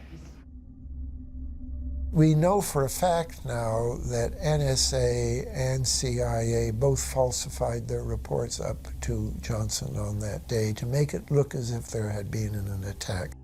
Upon the fall of communism, a new threat had to be established in order to maintain their military-industrial complex and keep the people in fear of invisible enemies. More modern examples of this have been used not only to start conflicts abroad, but to instill fear in large populations in order to demonize groups and further erode civil liberties. The majority of people still believe that Timothy McVeigh was a right-wing extremist who bombed the Oklahoma City building with a Ryder truck because he was upset with the government. People close to the event told a very different story. A local congressman believes that convicted bomber Timothy McVeigh and his accused co-conspirator Terry Nichols are not the only ones involved. The Oklahoma State Representative Charles Key produced a videotape featuring witnesses who claim to have seen Timothy McVeigh with another man the morning of the bombing. He was wearing a ball cap. Timothy McVeigh had his on backwards, which just like this. It was on his head. The other gentleman had his on like this. In fact, the FBI had actively pursued John Doe No. 2 in its initial investigation, then denied his existence altogether. There were also multiple reports that explosives were found inside the Murrah building. The Justice Department is reporting that a second explosive device has been found in the AP Murrah building in downtown Oklahoma City. Mike, you're still with us, aren't you? Yes, I am, and I might tell you in addition to that, in fact, what we were told at the scene a few minutes ago was that, in fact, 2 different explosive devices were found in addition to the one that went off. The second explosive was found and diffused. The third explosive that was found, and they are working on right now as we speak, I understand, both the second and third explosives, if you can imagine this, were larger than the first. Bomb squads were actually caught on video pulling into the building to retrieve these devices. They'll back that trailer down there, and the bomb squad folks will go in, and they will use that trailer. You see the bucket on the back there, this is how they would transport the explosive device away from this populated area to try to do something with it. I just took a look down the street at the Murrah building again. I see another bomb truck going, so apparently they're going to try to get out that third bomb that's been talked about. This was even confirmed by the governor at the time, Frank Keating. One device was deactivated. Apparently there's another device, and obviously whatever did the damage to the Murrah building was a tremendous, very sophisticated explosive device. Members of the ATF who would have normally been in the building were tipped off prior to the bombing. He saw what appeared to be a police bomb squad truck near the Murrah building 2 hours before the blast. It had a shield on the side of the door, and it said bomb disposal or bomb squad below it, and I really found that interesting. Another witness who spoke to ABC News on the condition of anonymity will tell the grand jury tomorrow he was told by an ATF official agents working in the building had been warned in advance not to come to work. He just came out and told me that the ATF wasn't in the building that day. They'd been tipped by their pagers not to come to work, which I was flabbergasted. McVeigh would even claim in a letter written to his sister, which was published by the New York Times, that he was actually recruited for black operations, which included smuggling drugs into the United States, as well as assassinations. One may brush this off as the ravings of a madman. However, McVeigh was filmed at the Camp Grafton military facility in North Dakota on August 3, 1993. McVeigh's official records state that he was discharged over a year prior from the Army Reserve in May of 1992. Perhaps even more interesting is that Camp Grafton was specializing in training troops in explosives and demolitions at the time. When all was said and done, the security tapes reported to have captured the entire thing on video were rounded up and classified. In 2009, they were finally released, and magically none of them caught the bombing. The excuse being they were all having their tapes changed at that exact moment. This event would be labeled domestic extremism, which was used to demonize critics of world government, militias, and create fear within the populace. Muslim extremism seemed to show its ugly face in then unprecedented fashion on February 26, 1993. A truck bomb had gone off in the parking area of the World Trade Center. Luckily, the bombers failed to follow instructions and parked the truck carrying the explosives against the main support column. What is not discussed, however, is the bomb was actually built by an FBI informant under the supervision of the FBI. Ahmed Salam, a former Egyptian army officer who had been doing undercover work for the FBI, was the man who actually built the bomb. When he was told that he would have to use real bomb-making material instead of harmless substitutes, he became suspicious and began taping his conversations with FBI officials. Last winter, the FBI was praised for its speed in cracking the case of the World Trade Center bombing and bringing 4 suspects to trial. Now, there is some evidence that the FBI may have known of the plot in advance through an informant and might even have stopped the bombing that killed 6 people. Notice the media emphasizes that they might have been able to stop it. They then gloss over the fact that the bomb was built by their agent, under FBI supervision in conjunction with the district attorney. FBI agents might have been able to prevent last February's deadly explosion at New York's World Trade Center. They discussed secretly substituting harmless powder for the explosives, but they didn't, according to the FBI's own informant, Emad Salem. Unbeknownst to the FBI at the time, Salem recorded many of his conversations with his handlers. The actual recording where Salem discusses this with his FBI handler, John Antisev, was released years after the trial. You got paid regularly for good information. I mean, the expenses were a little bit out of the ordinary, and it was really questioned. Don't tell Nancy I told you this. Well, I have to tell her, of course. Well, then if you have to, you have to. Yeah, because, I mean, the lady was being honest, and I was being honest, and everything was submitted with a receipt. Yeah. And now it's questionable. It's not questionable. It's like a little out of ordinary. Okay. You know. All right. I don't think it was. If that's what you think, guys, fine.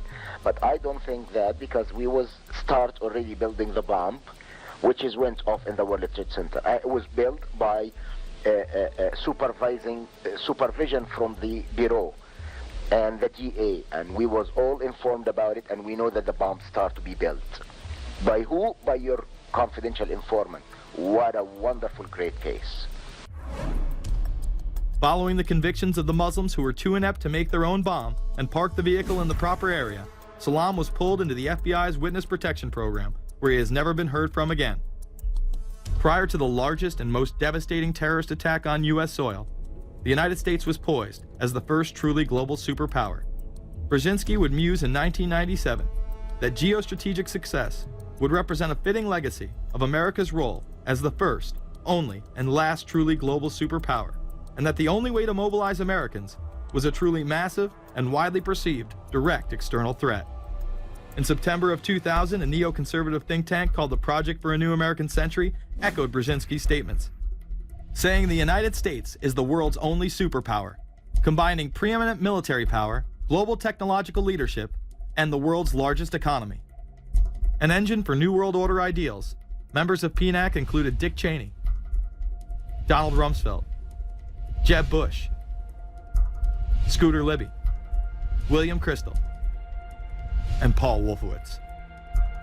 Describing the difficulty in projecting force, they write the process of transformation is likely to be a long one, absent some catastrophic and catalyzing event, like a new Pearl Harbor. This takes us full circle to the September 11th attacks of 2001. In my previous film, Fabled Enemies, I expose in great detail the Saudi Arabian, Pakistani, and Israeli connections in conjunction with this international intelligence operation. In the early 1980s, bin Laden worked with operatives from U.S. intelligence, the Pakistani military, and Arab states. They ran a wide-ranging covert network that recruited and financed Muslim fighters to battle the Soviet army. The hijackers that were trained at U.S. military installations and protected by the FBI and CIA. The military exercises leading up to 9/11, and those that took place as the attacks occurred. Open line. Command, Sergeant Richmond. Sergeant Richmond, Sergeant Light from Cheyenne Mountain Test Control. How are you? I'm doing fine. Okay, I need you to terminate all exercise inputs coming to Cheyenne Mountain at this time. Copy. And stay on loop until I verify that or connectivity is disconnected on the exercise side only. Okay, no, do not do any more inputs on the exercise side and stand by. I got Cheyenne Mountain on the line.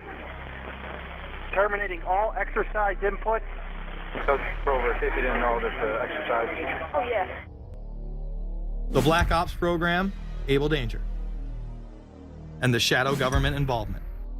This morning we learned that the Vice President wasn't the only one sent to an undisclosed location on September 11th, that an entire backup government was and is still there and may be there for as long as anyone now at least can imagine. As well as much, much more. The government has lied about 9/11 repeatedly and used it to dominate the Middle East, while creating an evolving police state here, encroaching on civil liberties at home. And of course, building a new world order. There is a chance for the President of the United States to use this disaster to carry out what his father, a phrase his father used, I think, only once, and hasn't been used since, and that is a new world order. We know now that September 11th of 2001 was the beginning of what we might call a new world order. The New World Order that this president's father talked about with such great enthusiasm seems to be high on the agenda of this administration. Under the second Bush administration, massive amounts of civil liberties were openly and brazenly taken away following 9/11. The passage of the Patriot Acts, the Military Commissions Act, and other horrifying anti-constitutional legislation was enabled by the incredible amount of fear generated by the media, all in the name of keeping us safe here at home. The war itself would create huge profits for the military-industrial complex, and the globalists would seize even more power and control over Middle Eastern resources in what they planned to become a Eurasian Union under their control. Although the establishment claimed to be fighting for our freedom abroad, they were destroying our sovereignty by stealth. Expanding on NAFTA, they were able to consolidate power on the domestic front by deindustrializing the United States through CAFTA, the Central American Free Trade Agreement, as well as the SPP, the Securities and Prosperity Partnership. Opponents, however, say the initiative is nothing less than a plan to create a North American Union that would eliminate sovereignty for all three nations. Building on the North American Free Trade Agreement, the NAFTA section of the Commerce Department is busy drafting laws and regulations for a North American Union, a union of Canada, America, and Mexico. The President has attended secret meetings and signed at least 2 agreements under the Security and Prosperity Partnership Program. The stated goal established by Presidents Bush, Fox, and Prime Minister Paul Martin is integration by 2010. It's a plan from the business elites, the political elites, that will cost more American jobs, cost American sovereignty, but it would fulfill the president's father's vision. Now, former United States Trade Ambassador Robert Zoellick is talking about it again with renewed vigor. This time, a new world order with business at the helm of trade and economic policy. It's an agenda that goes hand in hand with the United States, Mexico, and Canada working quietly and behind the scenes to promote a common market with common deregulation for the benefit of multinational corporations. It's remarkable to me, the arrogance, the idea of just simply throwing away the nation's sovereignty, but they're trying to do so in so many ways. People better understand that they mean exactly what they're saying. It's a new world order they're trying to create. Dobbs, the only mainstream anchor to expose the New World Order, resigned shortly after bullets were fired into his home. The elite do not plan on waiting around for these unions to be formed before implementing the next step in global government. Through the vast global economic crisis of the last few years, they have been able to devalue the dollar and undermine it as the world's reserve currency. They have allowed the Federal Reserve and IMF to consolidate power by taking control of the Securities and Exchange Commission, as well as issuing a global currency instead of the dollar, disguised as a special drawing rights unit. This aspect of the New World Order was announced at the G20 in April of 2009. There is a big thing that's going to happen in London at this G20, and then they're hiding it, they're camouflaging it, they're not talking about it. Coordination of international regulation. What they are going to do is to put our Fed and our SEC under the control, in effect, of the IMF. New World Order, that's what they're planning in there, is to undermine the U.S. currency, and it's just really sad. What it really is putting the American economy under international regulation. Yeah. And those people who have been yelling, oh, the UN's going to take over global conspiracy government. Theorists. They've been crazy, but now they're right. There's 20 or whatever people in the G20, say there's 20 ministers, thousands of us, and we can't get our voices heard. When Geithner said he would be open to the idea of a global currency last week, yeah. Those conspiracy people had said and suggested that for years. Right. You're not wrong. Cash is becoming weeded out.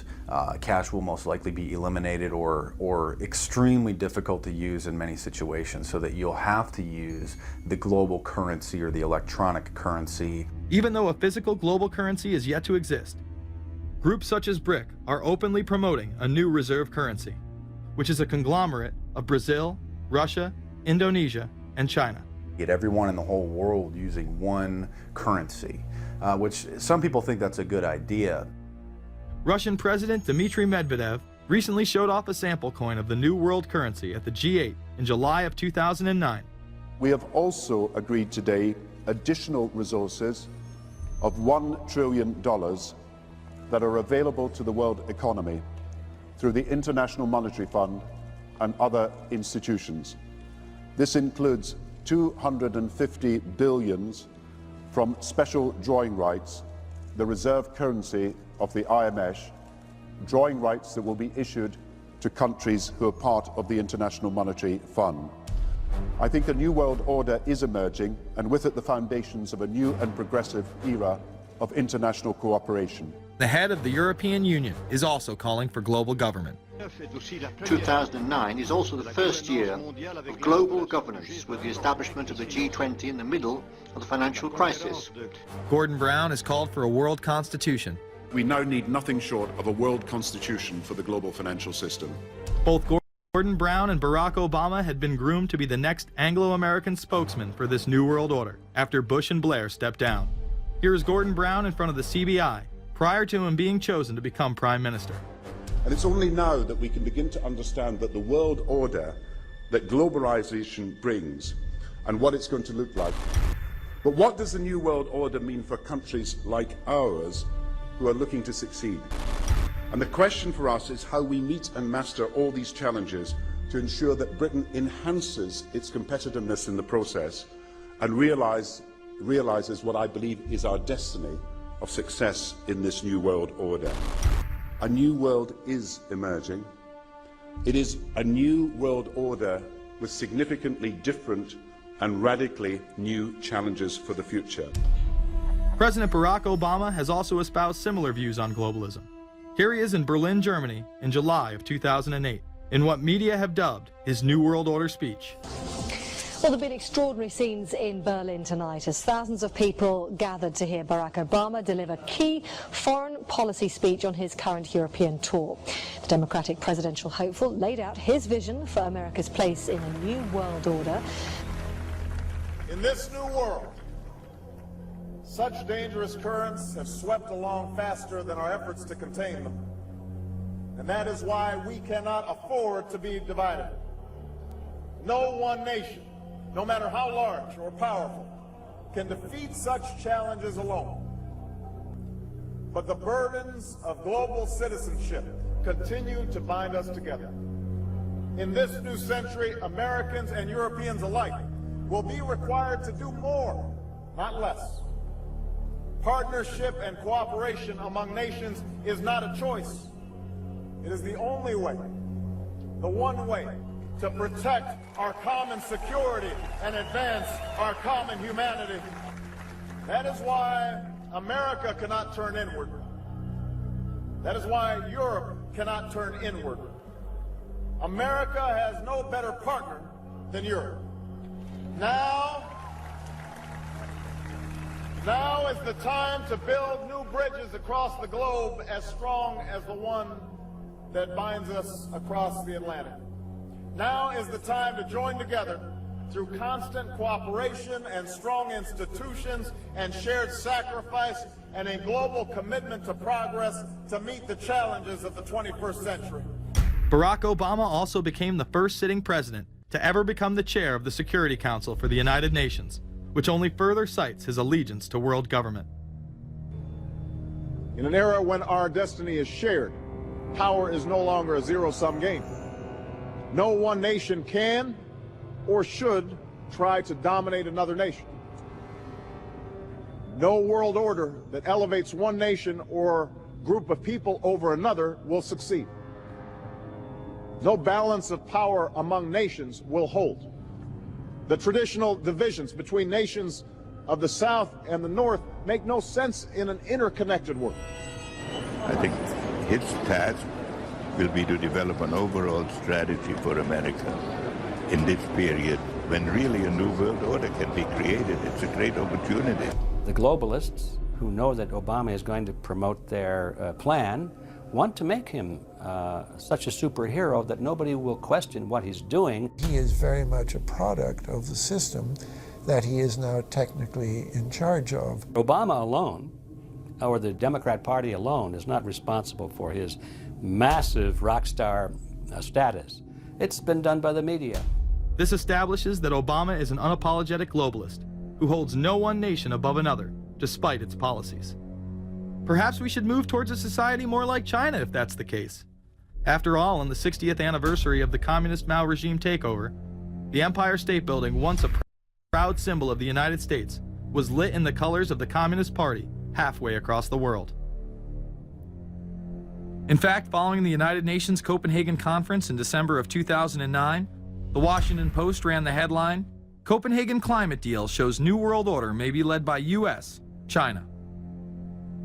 The Copenhagen Conference was disguised as a summit that would save the planet from man-made global warming by cutting carbon emissions.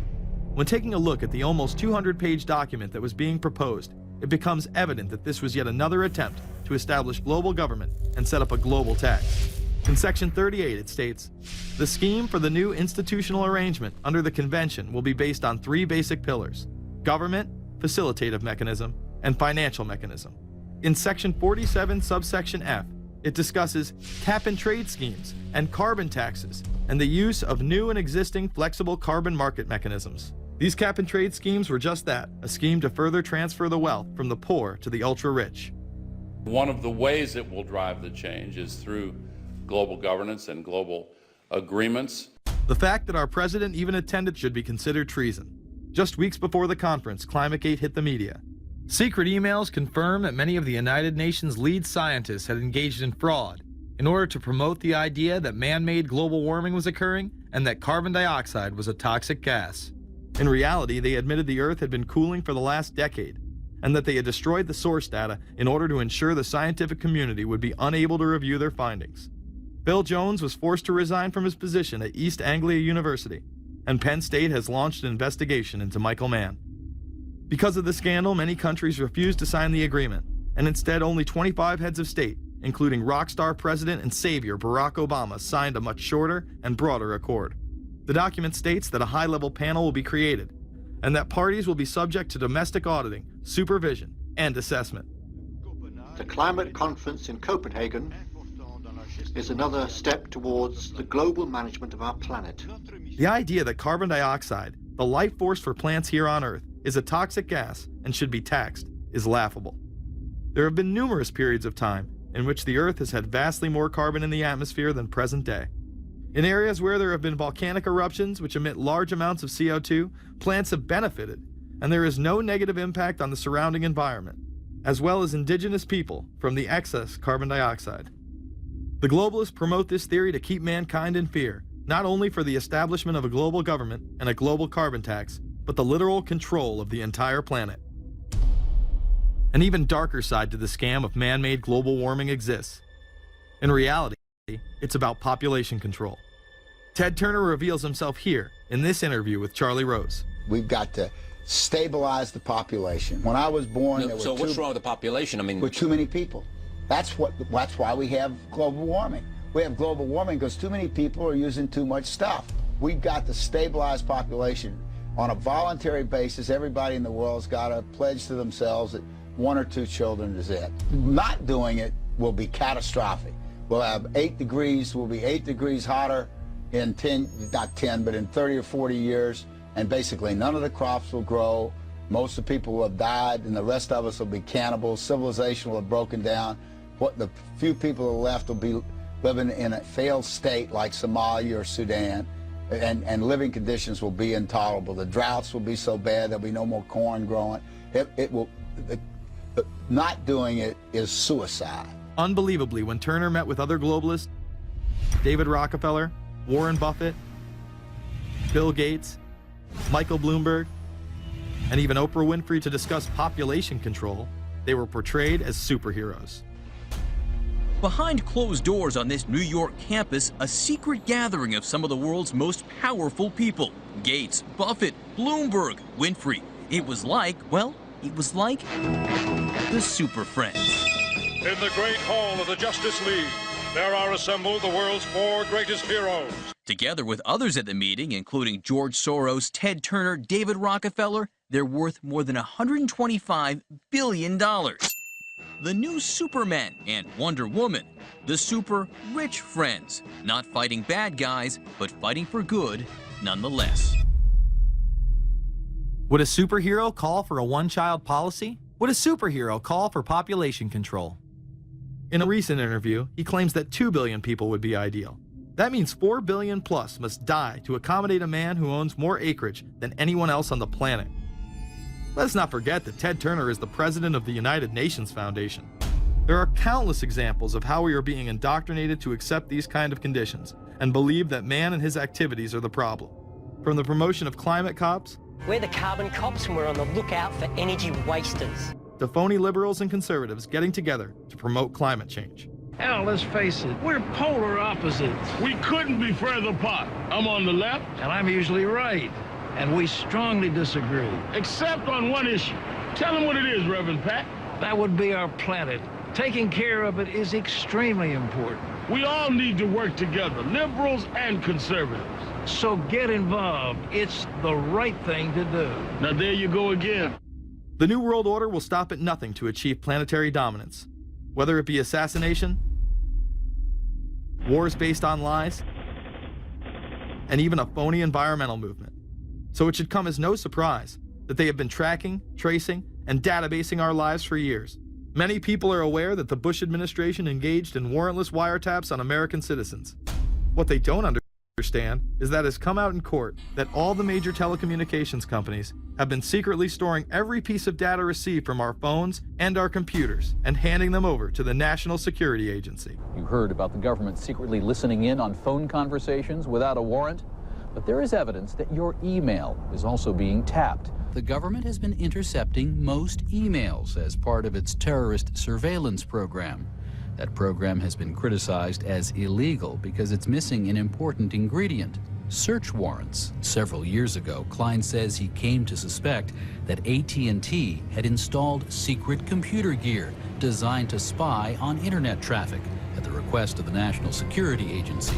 This is just a small part of the picture, as AT&T was not the only company involved and emails were not the only issue. The NSA was installing Norris Insight systems, which are capable of monitoring billions of bits of internet traffic per second. It was also able to monitor any calls trafficked through its system, all websites visited, all instant messaging, and separate types of transaction records. The secret room at AT&T contains gear which enables the government to look at every individual message on the internet and analyze exactly what people are doing. Here's another document. It mentions a company called Narus.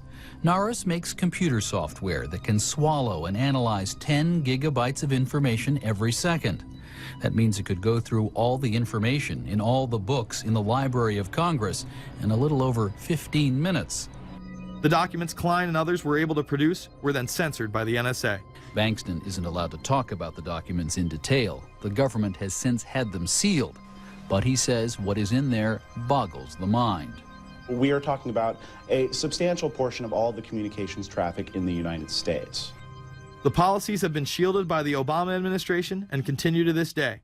Attorney General Holder has publicly stated lawsuits be thrown out of court, and after several attempts, Klein and other cases were thrown out as well, once again citing the national security of what used to be a constitutional republic, not a massive corrupt slave state. Living in the New World Order, when it's close to completion, for the average citizen, for people like you and me, is going to be essentially slavery. We're never going to be able to get ahead. We're never going to be able to amass enough wealth, essentially to retire or to do what we want to do in life. We're going to constantly be working for the man. They're creating essentially a two-class system. So it's going to be an inner ruling elite and then everyone else. And I got news for you. You're everyone else. The New World Order that is currently being built revolves around creating a global technopoly ruled by the elite, in which they dominate and control a severely reduced populace, which they treat as their pets. In the New World Order, the people are the enemy. Internal documents released in March of 2009 reveal that the Department of Homeland Security is targeting citizens who discussed the New World Order, people with a Christian identity or sovereign citizens who argue that the government has gotten away from the intent of the Constitution and are strong states' rights advocates. People who are anti-immigration, stating, extremists will argue that immigrants are taking the jobs of U.S. citizens during times of high unemployment and without paying taxes. People who oppose the Federal Reserve banking system. People who display constitutional party or libertarian material. People who support Ron Paul. And those who have bumper stickers containing anti-government rhetoric. This document is one of literally thousands that make everyone a possible terrorist. This establishes a pattern of demonizing ordinary citizens while giving draconian powers to the state. You are considered guilty until proven innocent. As technology is developed, separate parts of their command and control system are beta tested around the world. Here at home, Boy Scouts are being trained to take on returning veterans and disarm domestic extremists, while national programs such as City Year are training young people to serve the government. I am change. I am fierce. In the United Kingdom, it has been established there are over 4 million CCTV cameras. That is around 1 camera for every 14 citizens. Their purpose is not to solve crime, as it takes 1,000 CCTV cameras to solve just one crime. It is to create a tattletale society in which everyone is under constant surveillance by the state and those around them. The company Internet Eyes is now paying people to log on to the internet and watch CCTV cameras in real time as they turn in criminals for cash. Families deemed by the state to be unfit in England have now been put under 24-hour CCTV supervision in their homes. This program has plans for 20,000 families in England, which is to double in the next 2 years. Your every move in both your home and the outside world is under constant surveillance by a criminal elite who operate above the law. As we are constantly under the microscope, their activities remain in the shadows. Obama extended diplomatic immunity to Interpol with Executive Order 12,425, further empowering criminal behavior within our own government.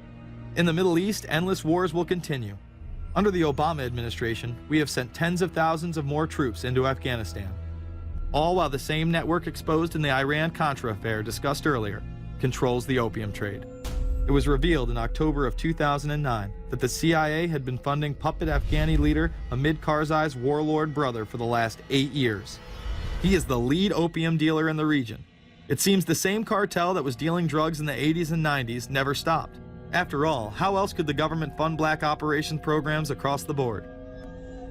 The Karzai regime has whole sections of it which are drug supported, and we can't touch it. We turned Afghanistan into the major supplier of heroin for the world. It happened under CIA supervision. This continues while many of the Taliban are literally on U.S. payrolls. Is there a possibility that we have Taliban employees?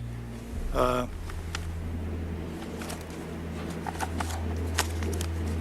commander in the field, or I should say the COCOM commander, General Petraeus, has made it a conscious effort to, as part of his coin strategy, to hire local nationals.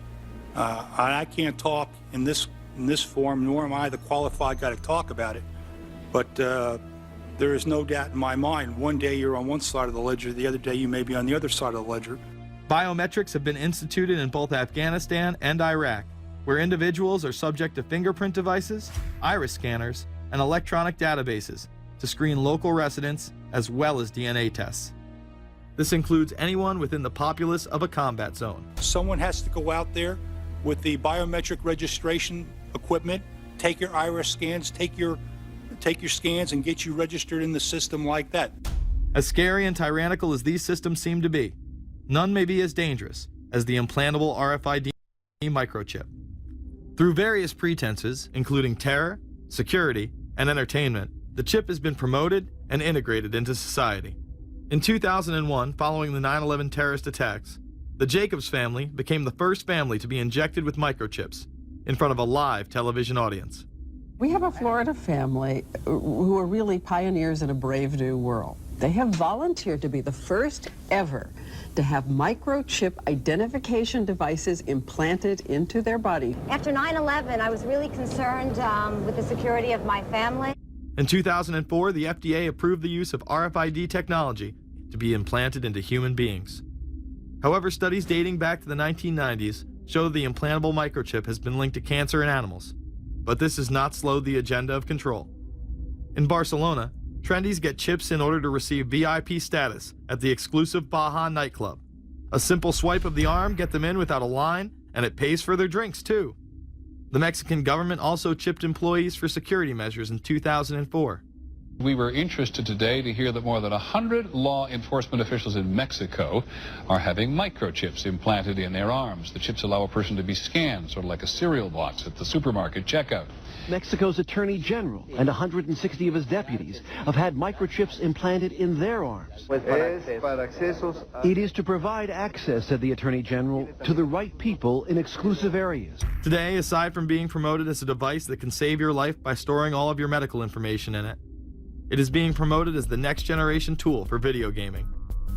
Sega developer Yu Suzuki plans on developing gaming technology using implantable RFIDs.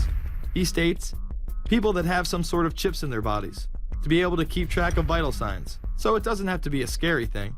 But you could put a sensor here, you know, a bit like the Matrix, as he points to his arm. It's not really something only in the future. Some people already have them, chips in their bodies. Suzuki is correct. It has never been easier to order a microchip online and implant it under your skin. Microchips implanted in your hand, arm, or shoulder is just the beginning. Some have already taken implantable brain chips that may enable the blind to see again, the deaf to hear, and much, much more, including the ability to download information directly into the brain and instantly communicate with anyone in the world, creating a worldwide mind.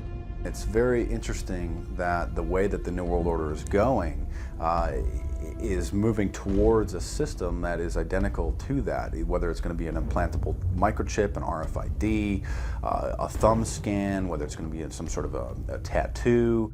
Imagine a planet where every human being is required to be chipped at birth. This would be the final tool implemented in a command and control world government system in which the elite rule the masses with total control of their lives. This is, of course, a terrible predicament for those of us who are convinced that this system is slowly but surely destroying this country and has to be changed. But we can't count on the elected presidents to do it, and we can't count on the elected Congress to do it. We somehow have to mobilize the technological resources of the internet to create some kind of new political force in this country. So is there anything else about the ruling class we should know? Politicians, business leaders, and media figures are often portrayed as pillars of morality while they describe themselves as Christian conservatives. Nothing could be further from the truth.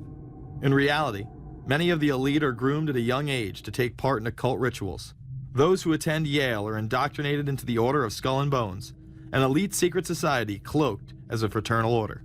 Yale University is 300 years old this year, and were you to visit its campus, you would see that it still has exotic clubhouses, which look like tombs where Yale's legendary secret societies meet.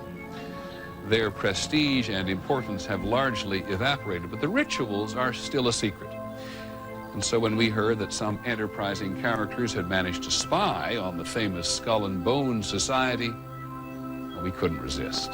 Skull and Bones, people say it's a fraternity at Yale University, but it's really a postgraduate organization. So it was founded in 1832, and it's not like a normal fraternity. People don't pledge. These people choose who they want to come. So they do the recruiting. They recruit 15 people every year, people who they see are going to be powerful people in the future. So they're recruited when they're a junior in college.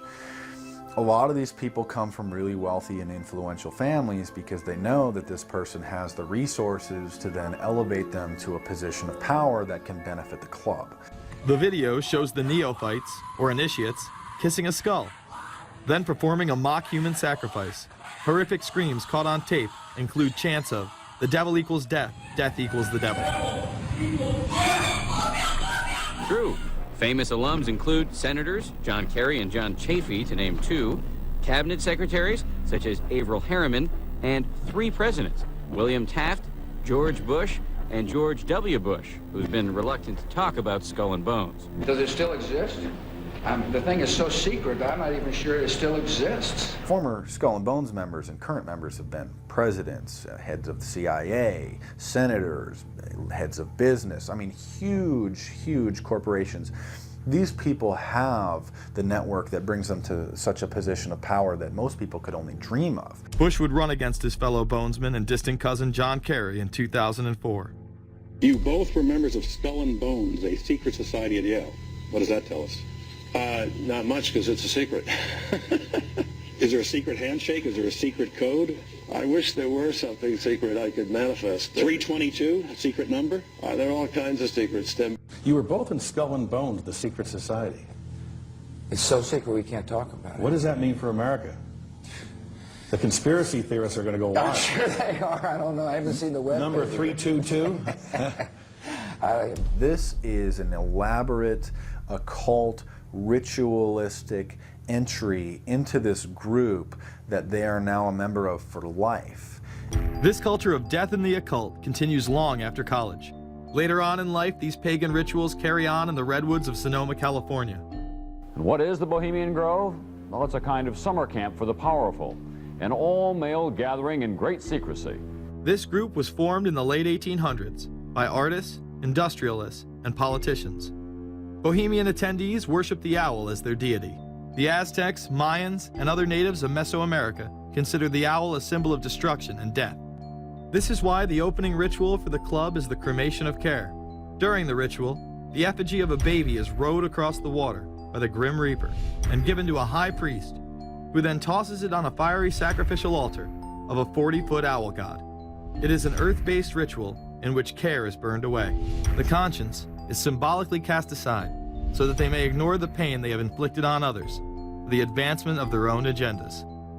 With this ceremony called the cremation of care, that begins the two-week encampment where the body of dull care, symbolizing woes and concerns, is burned on an altar in front of a big owl statue.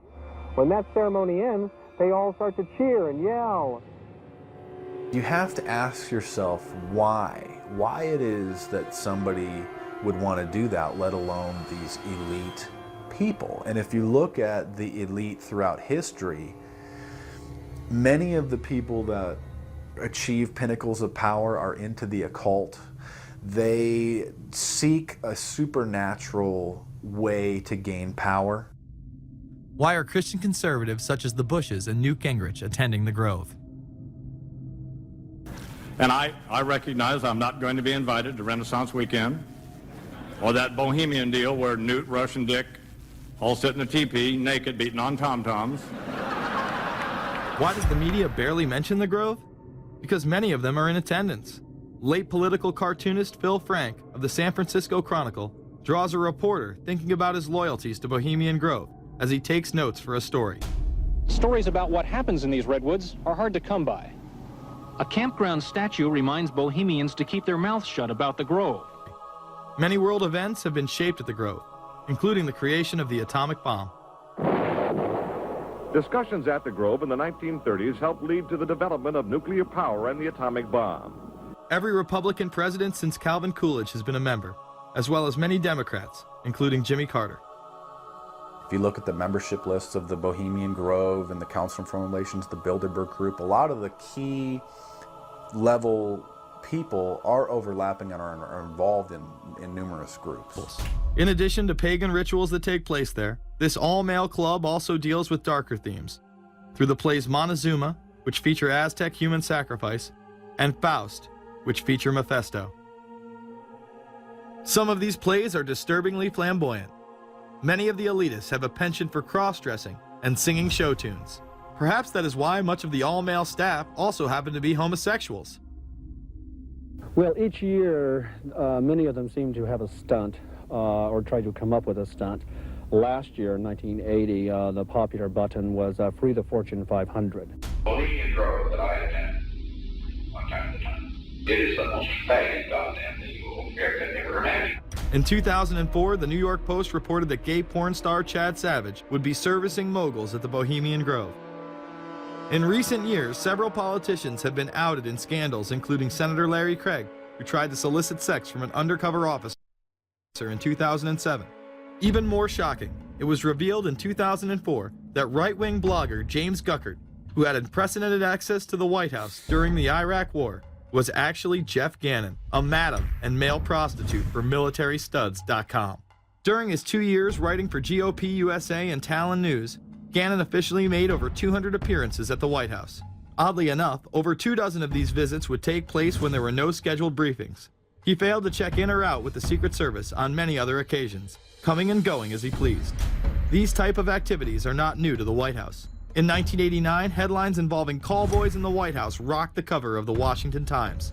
The Washington Times reported today that unidentified White House aides in the Carter, Reagan, and Bush administrations now are being investigated for using the services of a call boy ring.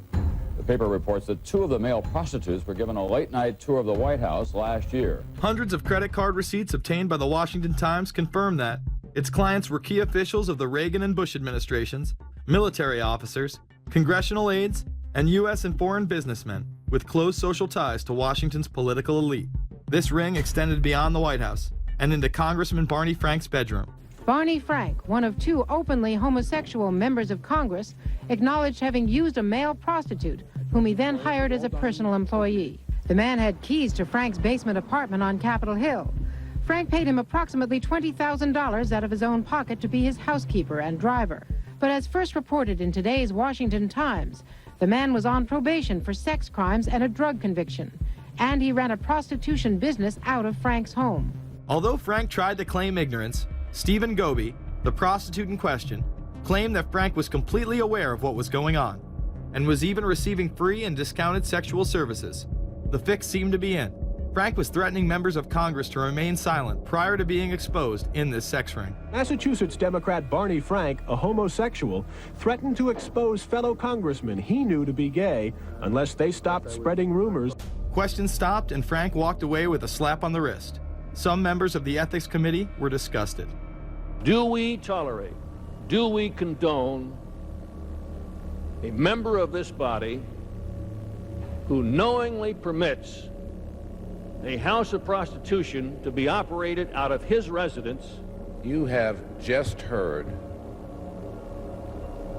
one of the most edited, selective garbage that has ever been put forth, in my opinion, in this House. Again, we see people of the highest levels of power involved in the most repulsive and decadent of crimes. They couldn't care less about the code of conduct that's taught in all major religions about treating others the way that you want to be treated. And then they masquerade, they put this false front on that they're like everybody else, because your average person wants to do right, believes in some sort of a karma, believes in some sort of a divine justice in the universe. And so these people need to put on this front that they're like the average Joe in middle America, that they go to church every once in a while, and that they believe in an afterlife and a divine justice. And so they have to put on this front that they're like everybody else in order to get elected and to be accepted and to not have people look at them suspiciously, because if somebody goes around and openly admits that they were an atheist or that they were of some obscure religion, people aren't going to throw their support behind them as much, and they're not going to trust them as easily. The reality of this behavior is never revealed to the public, as the media keeps any revelations quiet. Unfortunately, these type of activities continue to this day. Florida Congressman Mark Foley chaired the House caucus on missing and exploited children and went on television praising Chris Hansen's To Catch a Predator series. The Dateline piece has probably done more than any law we can create. Foley was later caught attempting to have sexual relations with numerous underage pages. Congressman Mark Foley, the man who championed the Child Protection Act of 2006, resigned after inappropriate emails and instant messages surfaced that he sent to former congressional pages. Once more, no charges were even filed. Foley himself has checked into rehab. No one has been charged with any crime. The predator class acts like Roman emperors, indulging in excess that includes sex with young boys while portraying themselves as men of the Lord. The insanity is that we have allowed an interwoven elite criminal class to rule over us while posing as the saviors of the planet. We have learned they will stop at nothing to achieve their goals and are not held accountable for their crimes. They prey on the system rather than protect it.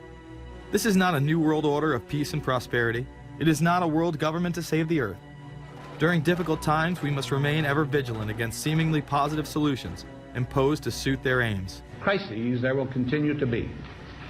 In meeting them, whether foreign or domestic, great or small, there is a recurring temptation to feel that some spectacular and costly action could become the miraculous solution to all current difficulties. We are threatened by a superclass that control the flow of information and hide technology from the public.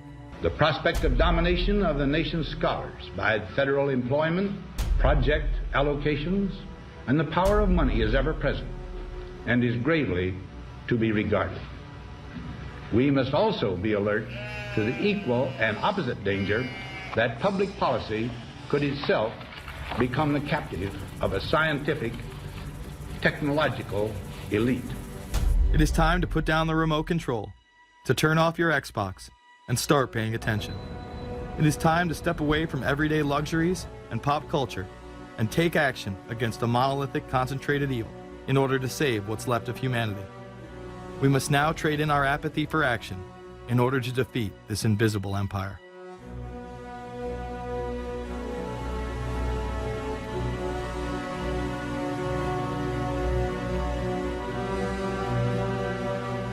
How set up are we to deal with this New World Order?